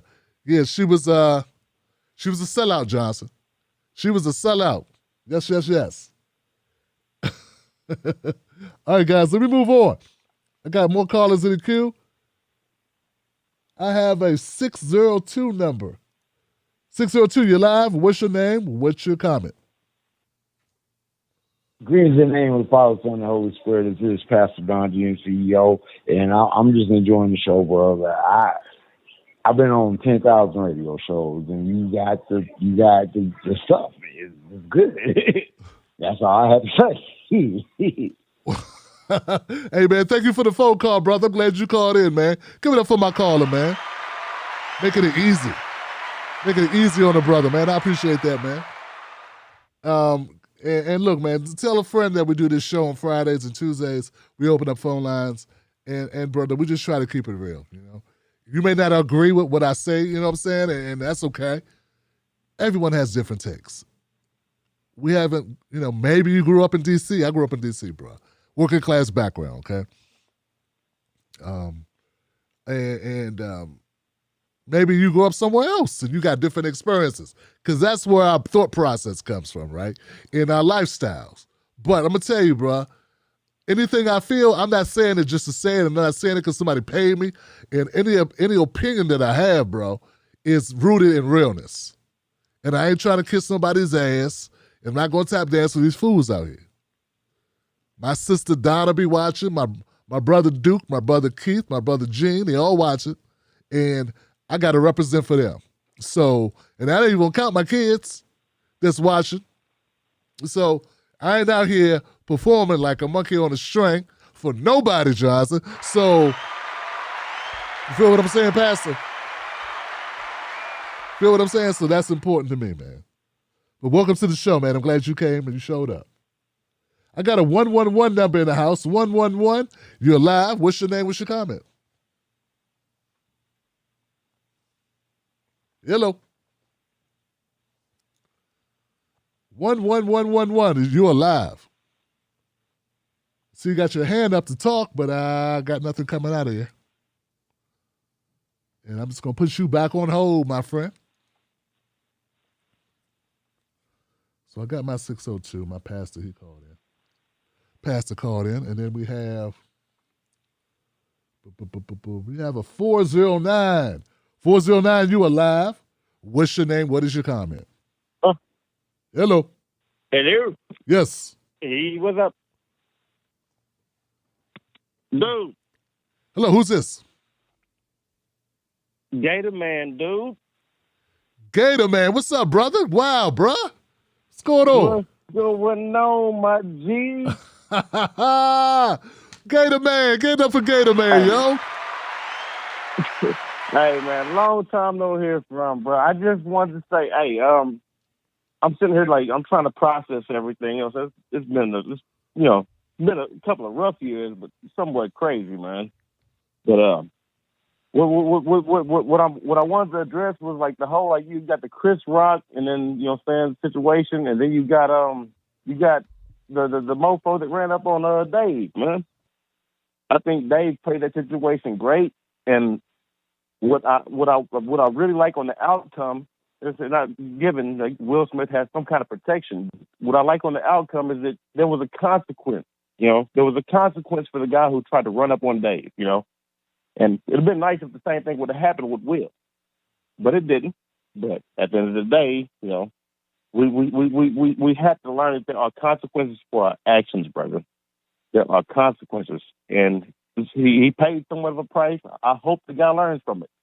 And with that, man, I'm gonna go ahead and get off the phone line and let the next caller come in, bro. I always love to listen to you. I love the show, man, and I appreciate everything you do, brother. My brother Gator Man, give it up for my call. Bro. You got it, man. You have a great night, brother. Give it up for Gator Man, y'all. That's my brother. That's been a minute, man. Gator Man, you brought up a good point, brother. See, this is why I love this show. Because sometimes I'm thinking about stuff, and what I'm going to be doing is taking more time to really digest something. See, when you just keep putting out content, Gator, you miss nuance. You miss little points that can make your content really stand out. For instance, what you just said. What's the difference between the guy that ran up on the guy that ran up on Chris Rock and the guy that ran up on Dave Chappelle? The biggest difference is money. That's the difference, Johnson. Money is the difference. Money and fame and class. So when we sit up here, we look at people now. We look at people and say, okay, race, yes. And I'm a person. I talk about race on this show. Let's not forget class. That's the difference here. Look what class will get you. Look what class. You think them people would have joined in if it would have been Will Smith attacking Chris Rock? No, we saw what happened when Chris Rock got slapped. Nobody even left their seat. Hell, I didn't see anybody even stand up. Will came back out, got his award, and then went partying with those people. This damn dude, he got his arm. He looked like a Decepticon who had his limbs detached. He looked like one of my grandbaby's doll babies that she had too much time with that she done dismantled. Leg over here, head over there, arm over there. She only 3, y'all. She don't know what she's doing. Put some clothes on that baby. And where's her head? Get what I'm saying? So that's something we need to look at. We need to take a look at that and say, hey, what's different? Now, we know actually diving and tackling someone is a little bit different than an actual Madam West Bartholomew slap. But a slap is a slap and a soda is a soda. So I just want to point that out. And that's because of Gator Man calling up, man. Thank you, Gator Man. My brother. See, people say, Tim, why would you talk about that? This is a sensationalism. Well, first of all, everything ain't for you. Second of all, that's a good point. Ain't it? Yes, it is, Johnson. All right, folks. I try to take calls in the order in which they came in. 484, you're alive. What's your name? What's your comment? Hey, what up, Tim? What up, what up? It's Will again. Will, what's up, Will? What up, man? You know what I mean? I was here last week. I know, Tuesday. I know I touched a couple people's feelings and everything like that. But that Will Smith situation, Dave Chappelle, yeah, that definitely was about money. That's definitely about money. People ain't going to treat you the same way somebody going to treat somebody that's celebrity. That's not going to happen. You going to get the beats. Kevin Samuels, that's a touchy situation too. Like he was more he gave constructive criticism, and constructive criticism hurt. Like it hurt, especially when somebody you can hear like a talk show or something like that, and somebody can say something that you know that you're doing wrong, and due to the fact that you know that you're doing it wrong, but you don't want to change, so you feel like it hurt you, like a hit dog holler, it hurt you. So therefore, you feel like you should hate that person because it's like, oh, he's talking bad about me. It's like, no, he's not talking. It'd be one woman he can say something to, and this is like he just said it. He said it to all women. He just made it a blanket statement to all women. It's like, no, unless you think that you and her boat, and then he said something like, I don't know, constructive criticism. That's something I had to learn to accept. Like I had to part of growing. I just was like, yo, I gotta learn how to take constructive criticism. Like somebody tell me that I'm slipping, I gotta be able to accept it. Like, and that's probably just a man thing because we usually take constructive criticism okay. Like it's not too many times that I can say something that seemed bad to my brother or whatever the case may be, and he take it the wrong way, especially when I'm just straightening him out. Like I'm just like, bro, you got you over here doing this and doing that, and you know that ain't gonna get you to that. And he like, damn, you're right. A lot of females wasn't taking it that way. They was more so taking it, oh my God, he's attacking it. And for some reason, our feelings is I don't even know. Like something about feelings nowadays is like you can't touch people, you can't hurt people's feelings and stuff like that. And that's part of growth. Like I think when you gotta hurt your own feelings to grow. Like I always had to hurt my own feelings to grow. I had to tell myself fun stuff ain't supposed to be forever. Like you're not supposed to be just having fun all day. Like, and that'll hurt because you're like, damn, I ain't supposed to be having fun all day. Like, no, you're supposed to be fun is sometimes. Happiness is sometimes. Happiness is not all the time. Like happiness is partial. Happiness is just an emotion that's partial. Like consistency is just not being stressed. That's the most you can hope for is to cut stress out your life. But so far as in working and stuff like that, you want to be able to manipulate yourself. You got to manipulate your muscles to grow your muscles and stuff like that. You got to hurt them. You got to hurt your muscles to grow your muscles.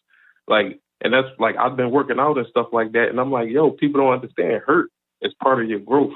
And you can't take hurt and just be like, oh, it's just an attack. No. Sometimes the billionaires, when we talk to billionaires, we tell them that they got to give up some of this money to make this world work.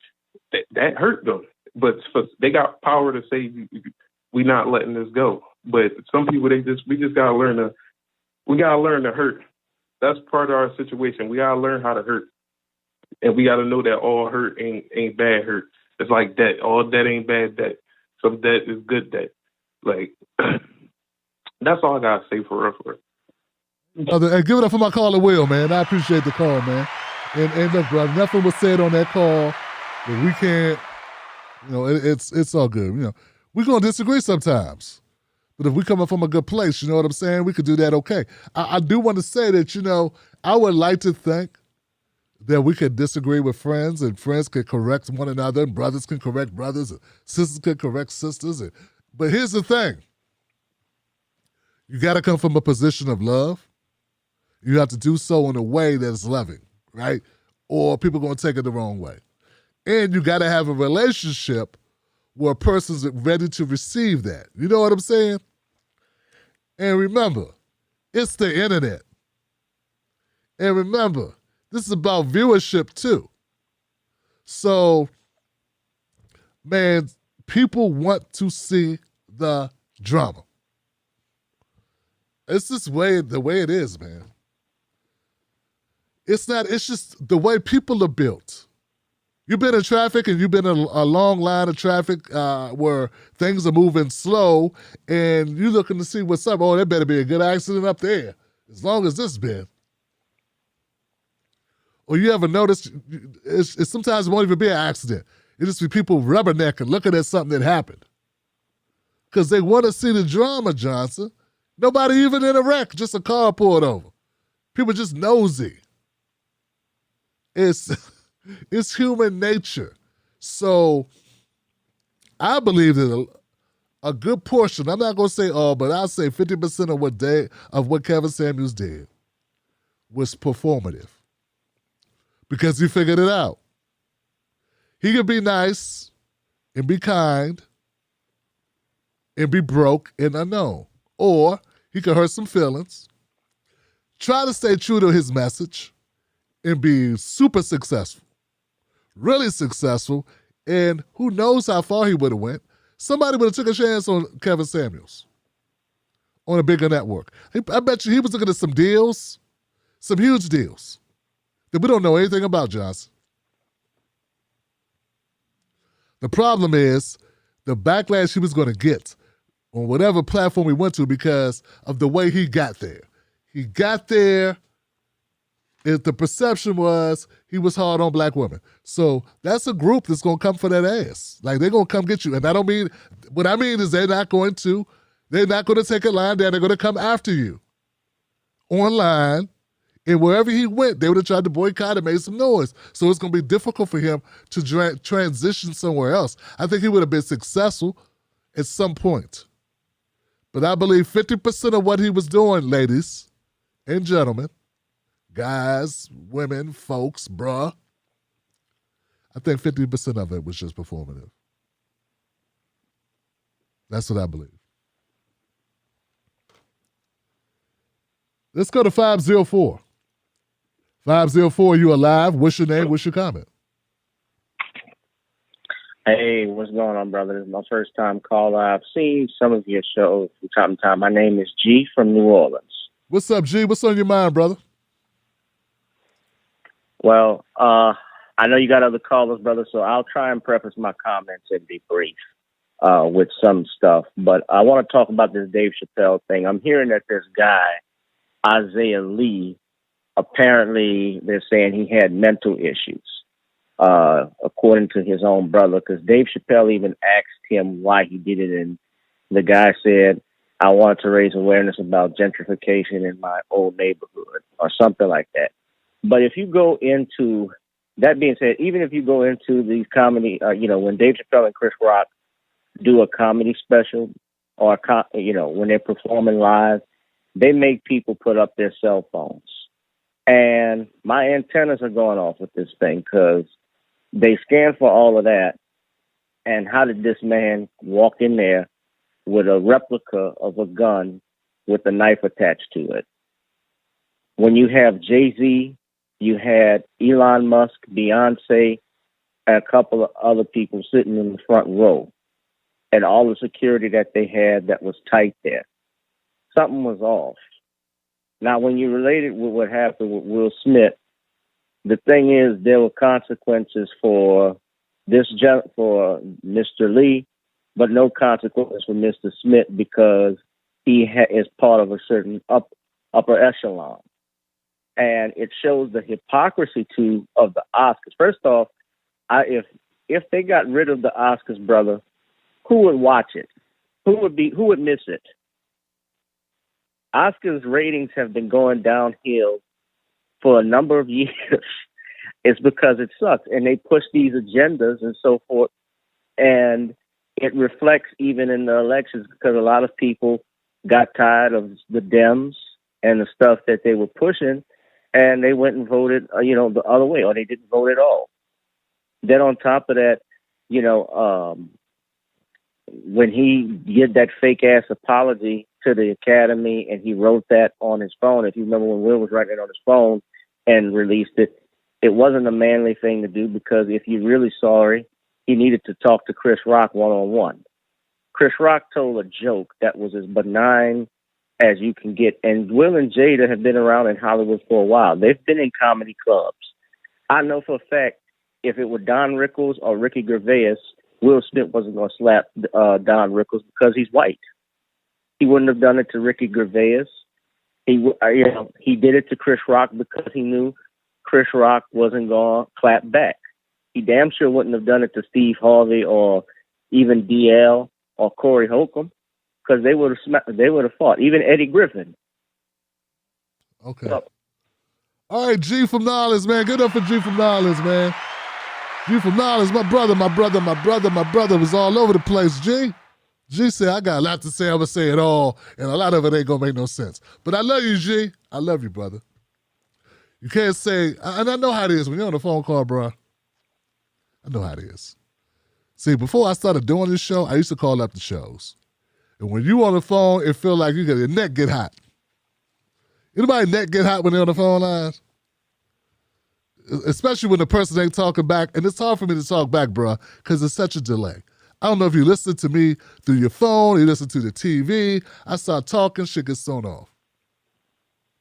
So I don't want to come down hard on you. Let me just say what I disagree with. Let me start with what I agree with. I agree you had a lot to say. And I agree that they treat people different based on class. But you just said that the brother, that Will Smith hit Chris Rock, he wouldn't hit a white person. Then you went on to list several black people he wouldn't hit either. So well, I'm glad you realized he would also, I don't know. I think there are also white guys he would hit. Jerry Seinfeld is different than Adam Carolla. Like Jerry Seinfeld is loved. Don't nobody love Adam Carolla except, Like there's some white guys I think he would have punched, would have smacked. But yeah, maybe he wouldn't hit Steve Harvey. First of all, I don't. Let me not defend Will. I ain't defending Will. I'm just saying I'm not so sure it's nobody else he would have hit except Chris Rock. There's some other people he would have hit, but we'll never know. You would kind of sound a little bit like you were trying to allude that this is all a setup. Like they should have known that. Like this guy, how did he get in? And how people do stuff all the time they should be able to do. All the damn time people get through security. All the damn time, Johnson. First of all, this ain't a Dave Chappelle show. This is a venue. This is not, he didn't rent the venue for himself. So when you rent the venue for yourself, and it's your event, you can have certain precautions done. Like put the phones in the bag. I went to see Chappelle before at a Chappelle show. This was not a Chappelle-only show, to my understanding, right? This is a Hollywood Bowl, right? The Netflix thing. Obviously, they didn't have that type of security where you had to put everything up. It's for the Oscars and the no ratings. Yeah, the ratings are low, but the ratings are a lot higher than this shit that you're watching right now. And there's some people who don't know the hell you watching this for. And I love my show. What I'm saying is there's some people that watch the Oscars, bro. Just because I don't watch it and you don't watch it, they ain't counting on us. I think if only 2 people watch it, they wouldn't give a damn. Hey, there's a guy named Chuck Todd who works for MSNBC who has went from job to job. And because they like him, they're not even going to cancel his latest failed Meet the Press. They're going to offer it as a streaming option only. Because they don't want to get rid of him. Now, they should throw that show away. Meet the Press ain't been good since Tim Russell died. And they got Chuck Todd, a man with the personality of beige carpeting. You know what I'm saying? Nothing he's ever done has been interesting. His mother fell asleep giving birth to him. Nothing about the guy's interesting at all. But he still keeps getting work. Chuck Todd is the Oscars of news. All right, let me keep it moving, man. But I appreciate the call. G from Knowledge, y'all. I got, let's see what we got. I got a 209 number in the house. 209, you're live. What's your name? What's your comment?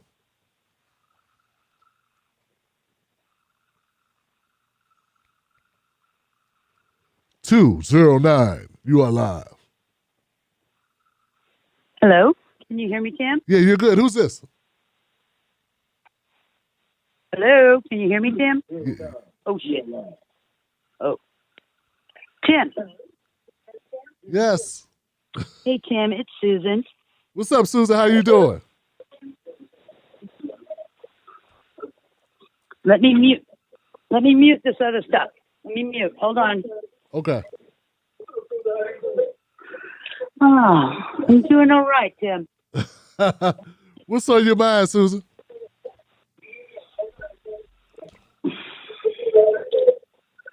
I'm doing all right.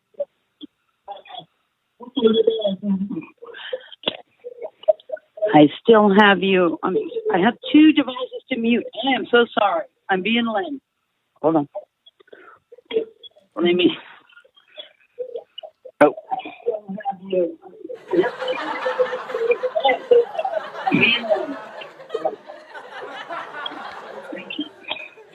All right. I think I'm ready. Now, Okay. Can you hear me okay now? Yeah, we got you. What's on your mind, Fantastic. Susan? What's up? Okay. Well, I love Freedom Friday, and it seems that all the calls tonight have been men. And 90 seconds. That's been going on this week about abortion and women's rights. I figured it's time for somebody with a vagina to call in. Ooh, did I say that? Yeah, I did. So, what I must go and I have to speak about this whole thing with the Supreme Court. I was, you remember I had my son Gavin, and he and I 60 seconds. Before, he told me that the whole reason that this is happening is because, of course, it's because the Republicans are assholes. And number two, because RPG should have resigned when Obama was president in order to balance out the court. And perhaps that's the reason. I think it's more because of everything that's going on. Our country is, we're no longer called, I think, we shouldn't be called the United States of America anymore. We are not united. And the way things are going with this abortion issue, do you know that 50 years ago, women fought in blood, sweat, and tears 10 seconds. To get this pushed through? We have been sitting on this for 50 years, and now suddenly precedent in the Supreme Court is no longer like nothing. Precedent is supposed to be what keeps justices on course. No. Anyway, just to make this a short call, because I just wanted to get girls to call in and give you how disgusted and disappointed and bad it is to be a female right now in this country watching this happen. And I was just on the phone today with a girl I know in Texas, and she was like so sad and disgusted because she says that here in Texas, all the women, they don't stand up and fight for what's going on in Texas. So now in Texas, it's like they're running around all proud that they were the first ones to initiate this whole abortion crap. Okay. So anyway, we all need to stand together and fight. Men need to stand up with us. All of us. We just got to keep plugging away and pushing. We just can't lay down and give up. Okay? That's all I wanted to say, Tim. I got I you. love you guys. My whole fact is my Sam. Tim, tell Mrs. Black I appreciate her giving you to us, for certain periods of time. She lets you be ours, and we love that. So, thank you for taking my call tonight. I'm glad you called in, Susan. Thank you for the phone call, sister. I appreciate that because you're right. Do what I can do. I appreciate it. when we talked about it on Tuesday, Susan, I rode for it, and I said, well, you know what? It was a lot of people. Now, Tuesday, we had a lot of calls on the Roe versus Wade decision. And I thought a lot of people would call in tonight about it. But look what's happened. Like, there's been, I guess all these other issues have taken place. And I guess since I was talking about it Tuesday, there hasn't been as much carryover on the issue. But yeah, I did expect more conversation and more fire about it, one way or the other. But yeah, I appreciate you calling up and voicing your opinion on it. I got a video that I'm putting out tomorrow about it that was basically an excerpt from the show on Tuesday when we talked about it. But yes. Okay, I'm going to take a shot, Johnson. I'm going to take a shot. 312, you are live. What's your name? What's your comment? Yeah, hey, how you doing this evening, Mr. Black? Hey, what's going Good on, brother? speaking with you. Yeah, salute your show. Thank you again for doing what you do. Just a couple of things real quick. Most people acknowledge the overreach of the Democratic and the Republican parties, how they have too much power, and we realize that too much concentrated power in too few places is a bad thing. Now, we acknowledge that in terms of politics, but like you made the important point some shows ago about basically that this country is about entertainment. That's like the main export is entertainment. So entertainment is also too concentrated, meaning that too much of it relies on just two geographic locations, Los Angeles and New York. So basically, until we're able to strip a lot of this concentrated power, this so-called mainstream media, which is concentrated in New York and LA, it's going to really be hard to change the system, because the system constantly is talking about things that come out of New York and LA and things that they want to talk about, meaning that they don't care what's going on in Middle America, the South, the Midwest, any of that.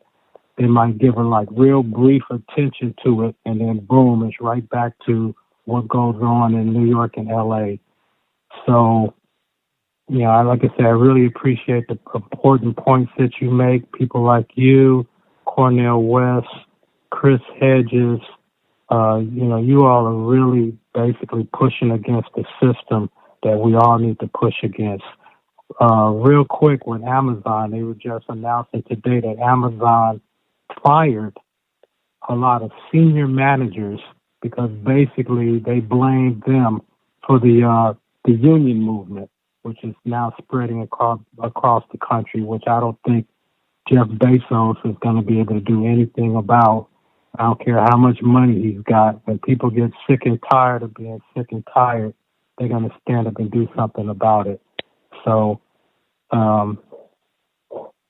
hats off to the union movement.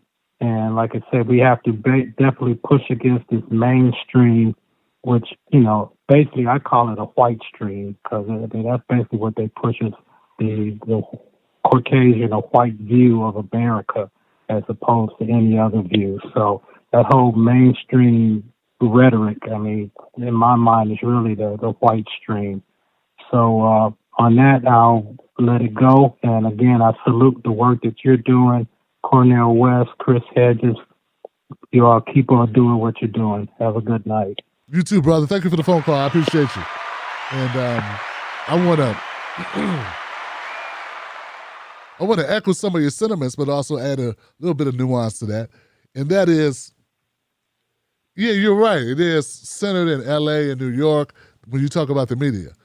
Geographically, those are the locations to get the prime real estate of coverage. But I'll also submit to you, brother, that they're not really telling the stories of LA and New York either. Always think corporate. Think corporate. Think profit centers, because that's all it is. You know, if they were talking about, when you talk about poor, struggling, or working class people living paycheck to paycheck, that shit is universal. That is universal, Johnson. Get what I'm saying?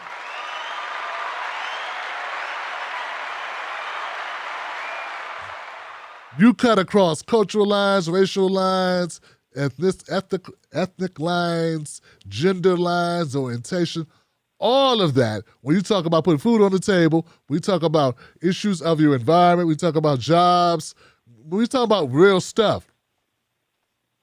They're not talking about real stuff. So it really doesn't matter what the geographics are, right? If you're in D.C. or if you're in Tennessee or if you're in Milwaukee, Wisconsin, or if you're in Pittsburgh, Pennsylvania, or wherever you are, Delaware, wherever you are, if they're only going to do surface level bullshit, then they're going to leave out a lot of people. Okay? And it's like I tell people all the time, all of this is intentional. There are reasons for it. You know what I'm saying? When we focus our attention, we start focusing our attention on more substantive avenues of communication, of news, of media, then those things will grow. So like my job, bro, my job is to grow this. Finally, I think I have an opportunity to do that. It's going to demand me to put out a different type of content that's more focused, but also have a way to propel it. So that's really what you got to do, because I believe it's a seller, man. When we start talking about issues that concern people's pockets, people going to ears perk up.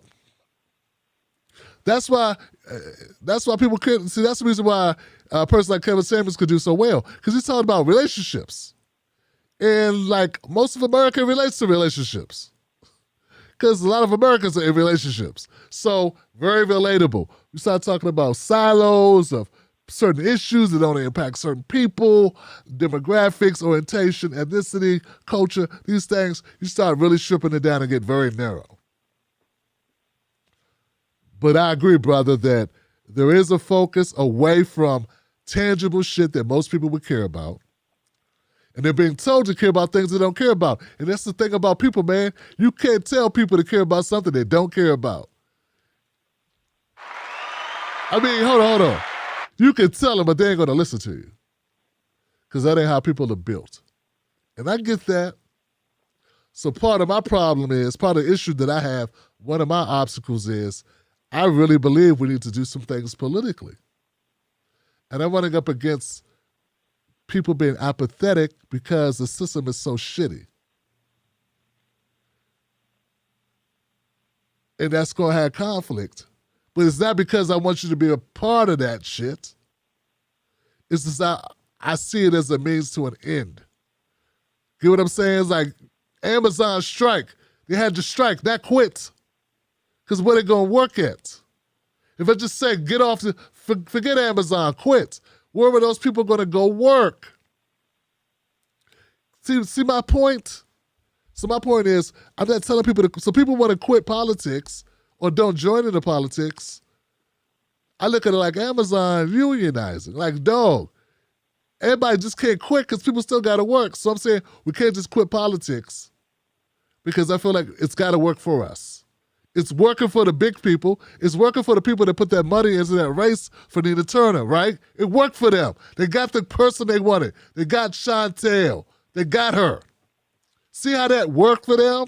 They got somebody who's not going to fight for Medicare for all. She ain't going to fight for anything that involves people. She's going to fight for corporations and kissing Joe Biden's ass. That's what she's going to fight for. That's all she talked about. I'm going to be a good helper to Joe Biden. She didn't sell people on anything she was going to do for them,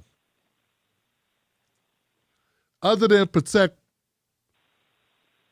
Israel. Okay? So there it is, Johnson. There you go. But those people who put their money on Chantel, they're going to return on their investment, which is they will not have a Nina Turner in there talking about Medicare for all, talking about reparations, and talking about ending inequities, closing the racial wealth gap, getting rid of student loan debt, Like, they don't have to worry about that, who's going to go in and be a leadership person that could galvanize some type of progressive movement within Congress. So their money really worked out for them. And what I'm saying is, our shit got to work for us, Joe. And some people misinterpret that because they don't want to hear it. And I get it. Because a couple years ago, I didn't want to hear it either. Real talk, I didn't want to hear it. It ain't like I just woke up out here, I want to hear this. Nah, I didn't want to hear it. They're a bunch of crooks that lie to you and tell you whatever they want to tell you. That was how I looked at it. But I just realized we can't succeed that way. Just throwing my hands up and going, everybody's a liar, and walking away, we still got bad water. We still got the cops beating our ass. We still got, we still can't vote. We still have, illegal dumping going on in our backyards in Washington, D.C., in the alleys. We're still getting gentrified the hell into oblivion. We still have all of these problems. Throwing my hands up didn't do nothing. It just made me feel better for a moment. But the problem still exists. The problems didn't go anywhere. In fact, they're getting worse and worse. It's like you just threw the dirty dishes under the bed. Then after a while, there's nowhere to push the dishes. Now you get off your bench and step, and then you in a dish. You're knee deep in a platter of old tuna fish, old tuna salad. It's just so much you can push under the bed. You got to eventually wash the dishes. So, hey, man, I know it's not sexy. I get it. It ain't sexy to give a damn about who's running for your sheriff, who's going to be your county commissioner. I get it. Who cares who your mayor is? They all lie. You know what? Civil asset forfeitures was when they take your stuff. They don't even have to wait for you to get convicted. They can seize your assets. There has been more civil assets forfeitures where they take your they take American citizens' properties and money without even them being convicted of anything.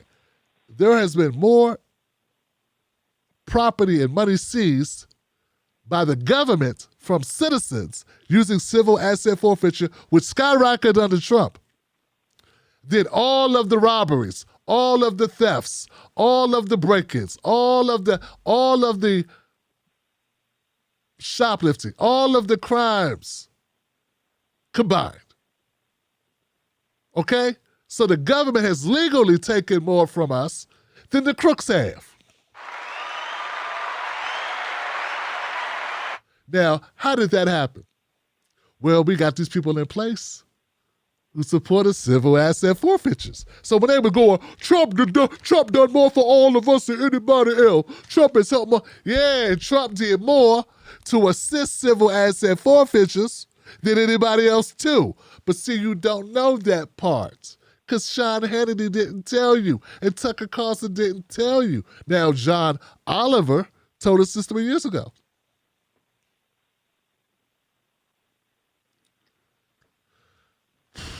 I don't know what Biden's doing about it. But I'm saying there's stuff like that people don't care about until, guess what? Until this stuff gets seized. And they go, what the hell? Here goes another one. We spent trillions of dollars. We spent $1 trillion in Afghanistan. We spent about $300 million on human trafficking in the United States. The United States is one of the leading offenders of human trafficking in the Western world. One of the leading. $300 million is nothing. Not even $1 billion, Johnson. Not even $1 billion. So we talk about stuff, and people make a lot of noise in the QAnon websites, and they talk about this, don't you know this is happening? And then meanwhile, you have this, when it comes to budgets, we show what we care about when we look at budgets. Budgets determine what you care about stuff. What you spend money on is what you care about. And that ain't changed. It didn't get, and Biden didn't increase it, and Trump hasn't increased it. Get what I'm saying? So we talk about stuff. We get riled up online. We got to know the politics on some of this stuff. That's all. That's all I'm saying. That's like a hot button issue. Everyone wants to talk about it. Say there's a ring and there's a ring, there's a ring. Okay, do some money, follow the money, and you start going, oh, okay. None of these motherfuckers really cared about it. And you know who's trafficked most? The demographic most trafficked? Black women. So there you go, Johnson. Just a little something for you, little tidbits. A little tidbit of information. So, like, I hate knowing this stuff because it do never get you upset, get you angry. So, like, what do we do with it? What do we do with knowing this information about what's happening? Okay? We do. One of the vehicles is politics. There's other vehicles. So we could deal with we could bring up the other vehicles and talk about these other things that we could also do that we should be concerned about. My job is also, this show is to inform you. It's to talk about issues and have commentary. So I got to do that too. So it's a lot. It's a lot. And I'm sorry it's not always going to be rosy, but the truth is, we got a lot of uphill battles. All right, guys, that's really all I got tonight. I want to thank everybody that called in tonight. It's raining cats and dogs here in Maryland, y'all. What is going on? All I'm hearing is ting, ting, ting, ting. It better be outside. Not a rain. This rain is coming down, Johnson. Real Tim Black on Facebook.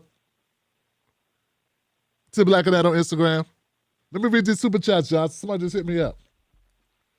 Tony D is in the house. Thank you, Tony D. Robert Pookie Ray. What's up, Pookie Ray? I dialed for the phone line. Thank you, Tim. Thanks, Robert. I appreciate you, Johnson. Tony said Chappelle wasn't the first celebrity to be attacked, and sadly, he may not be the last. This is true. And it's okay. It's okay. Because at the end of the day,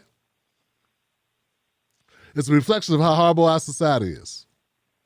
It's not really okay. Actually, it's not okay. But I don't want you being attacked. I don't want my friends being attacked. I don't want people I don't know being attacked for doing their damn job. Now, you give me a good reason, okay, attacking others. Physically laying hands on others. Eye for an eye type of thing. But I don't believe because you don't like someone's jokes or your mama lost her condo, that doesn't mean you get to go tackle a 50-year-old guy, young man. Whatever your reason was, that don't make sense. Someone needs, so now we get into another aspect where we could talk about the mental health aspect of this. And how much money is spent on mental health in this country. Oh shit, now we just opened up the doors, the barn doors, wide open again because we all know they want to just lock everybody up. They don't want to treat mental health issues, right? So there we go. There's another issue. So there's a lot of different vantage points. You can talk about something sensational, but talk about it from a position of substance, if you really want to.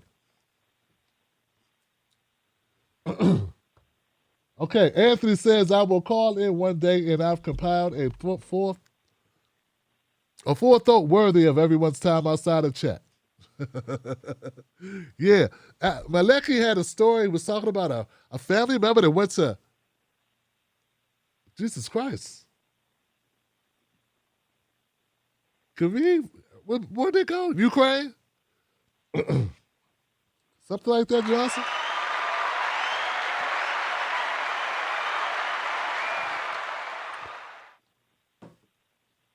Now that was the thing we should have been talking about, was that. And somehow that, I didn't realize that was a friend of yours or a family member that had to flee, who went to Ukraine to help, and then ended up fleeing Ukraine. For some reason, I didn't process that. That's one I like to have back, Maliki. Ty Savage.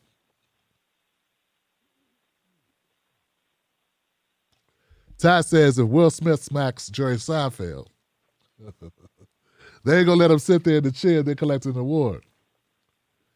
The Oscars would have had security drag him out in front of everyone.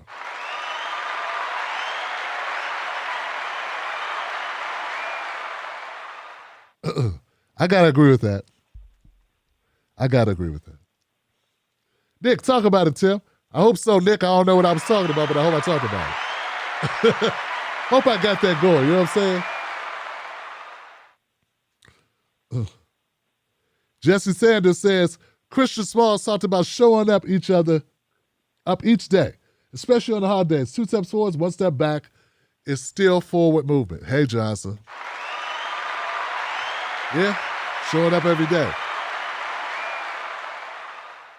There have been people saying, Tim, man, we need to don't buy from Amazon. I'm like, I don't think that's the purpose. Is that we demand better, we have to demand better treatment and better wages for working people. That's it, for people that work. That's all. If you put the businesses out of business, then the people don't have money. So that ain't the answer. The answer is getting a decent wage for a decent day's work. And that's been a mantra in this country for 100 years.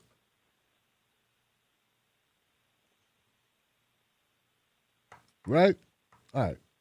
Look, guys, I got nothing but love for you. Hope that you have a great weekend. Be safe. Don't let nobody run up on you, tackle your ass. Don't do it. Sidestep them.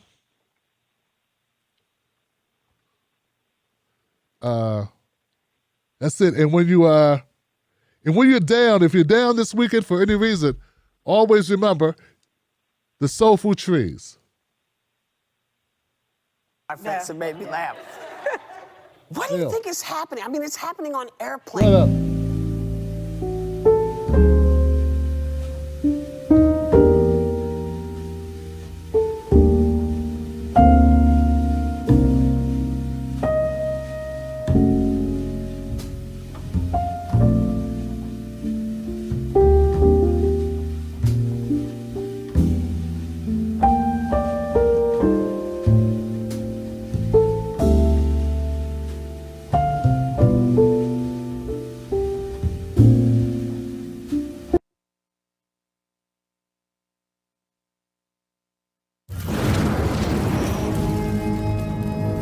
Don't fall for the banana in the tailpipe.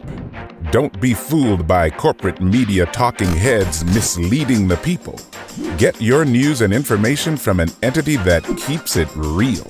Tim Black. Tim Black is the host of The Tim Black Show. Independent news that leaves you informed, inspired, and sometimes entertained, but always in the know. Go to timblacktv.com and sign up today. The Tim Black Show is news for people who can't stand the news. See you there. Let me ask you something. Do they know us? When I say they, I mean the talking heads on cable news. Do they know you? I mean, they talk about the world as if it's a sport. They play political games, report on our pain, rack our brain to feed the stock exchange, but do they know us? Do they know what we care about? Nope. They're too far away. They can't see us. They can't feel us. They can't relate to us. See, when you want to know what's going on in your world, trust someone who lives in your world. Subscribe. Most news shows are suspect. They don't focus on Black issues, and when they do, it's all fluff. How does that help your life? How does that help your family? How does that help the culture? They don't. The Tim Black Show is different. Tim Black gives you news for people who can't stand the news. Real, authentic, researched, entertaining, on point. Don't let nobody take your cornbread. Visit www.timblacktv.com today Get Black breaking news, politics, culture from someone you can trust. TimBlackTV.com. Join us today.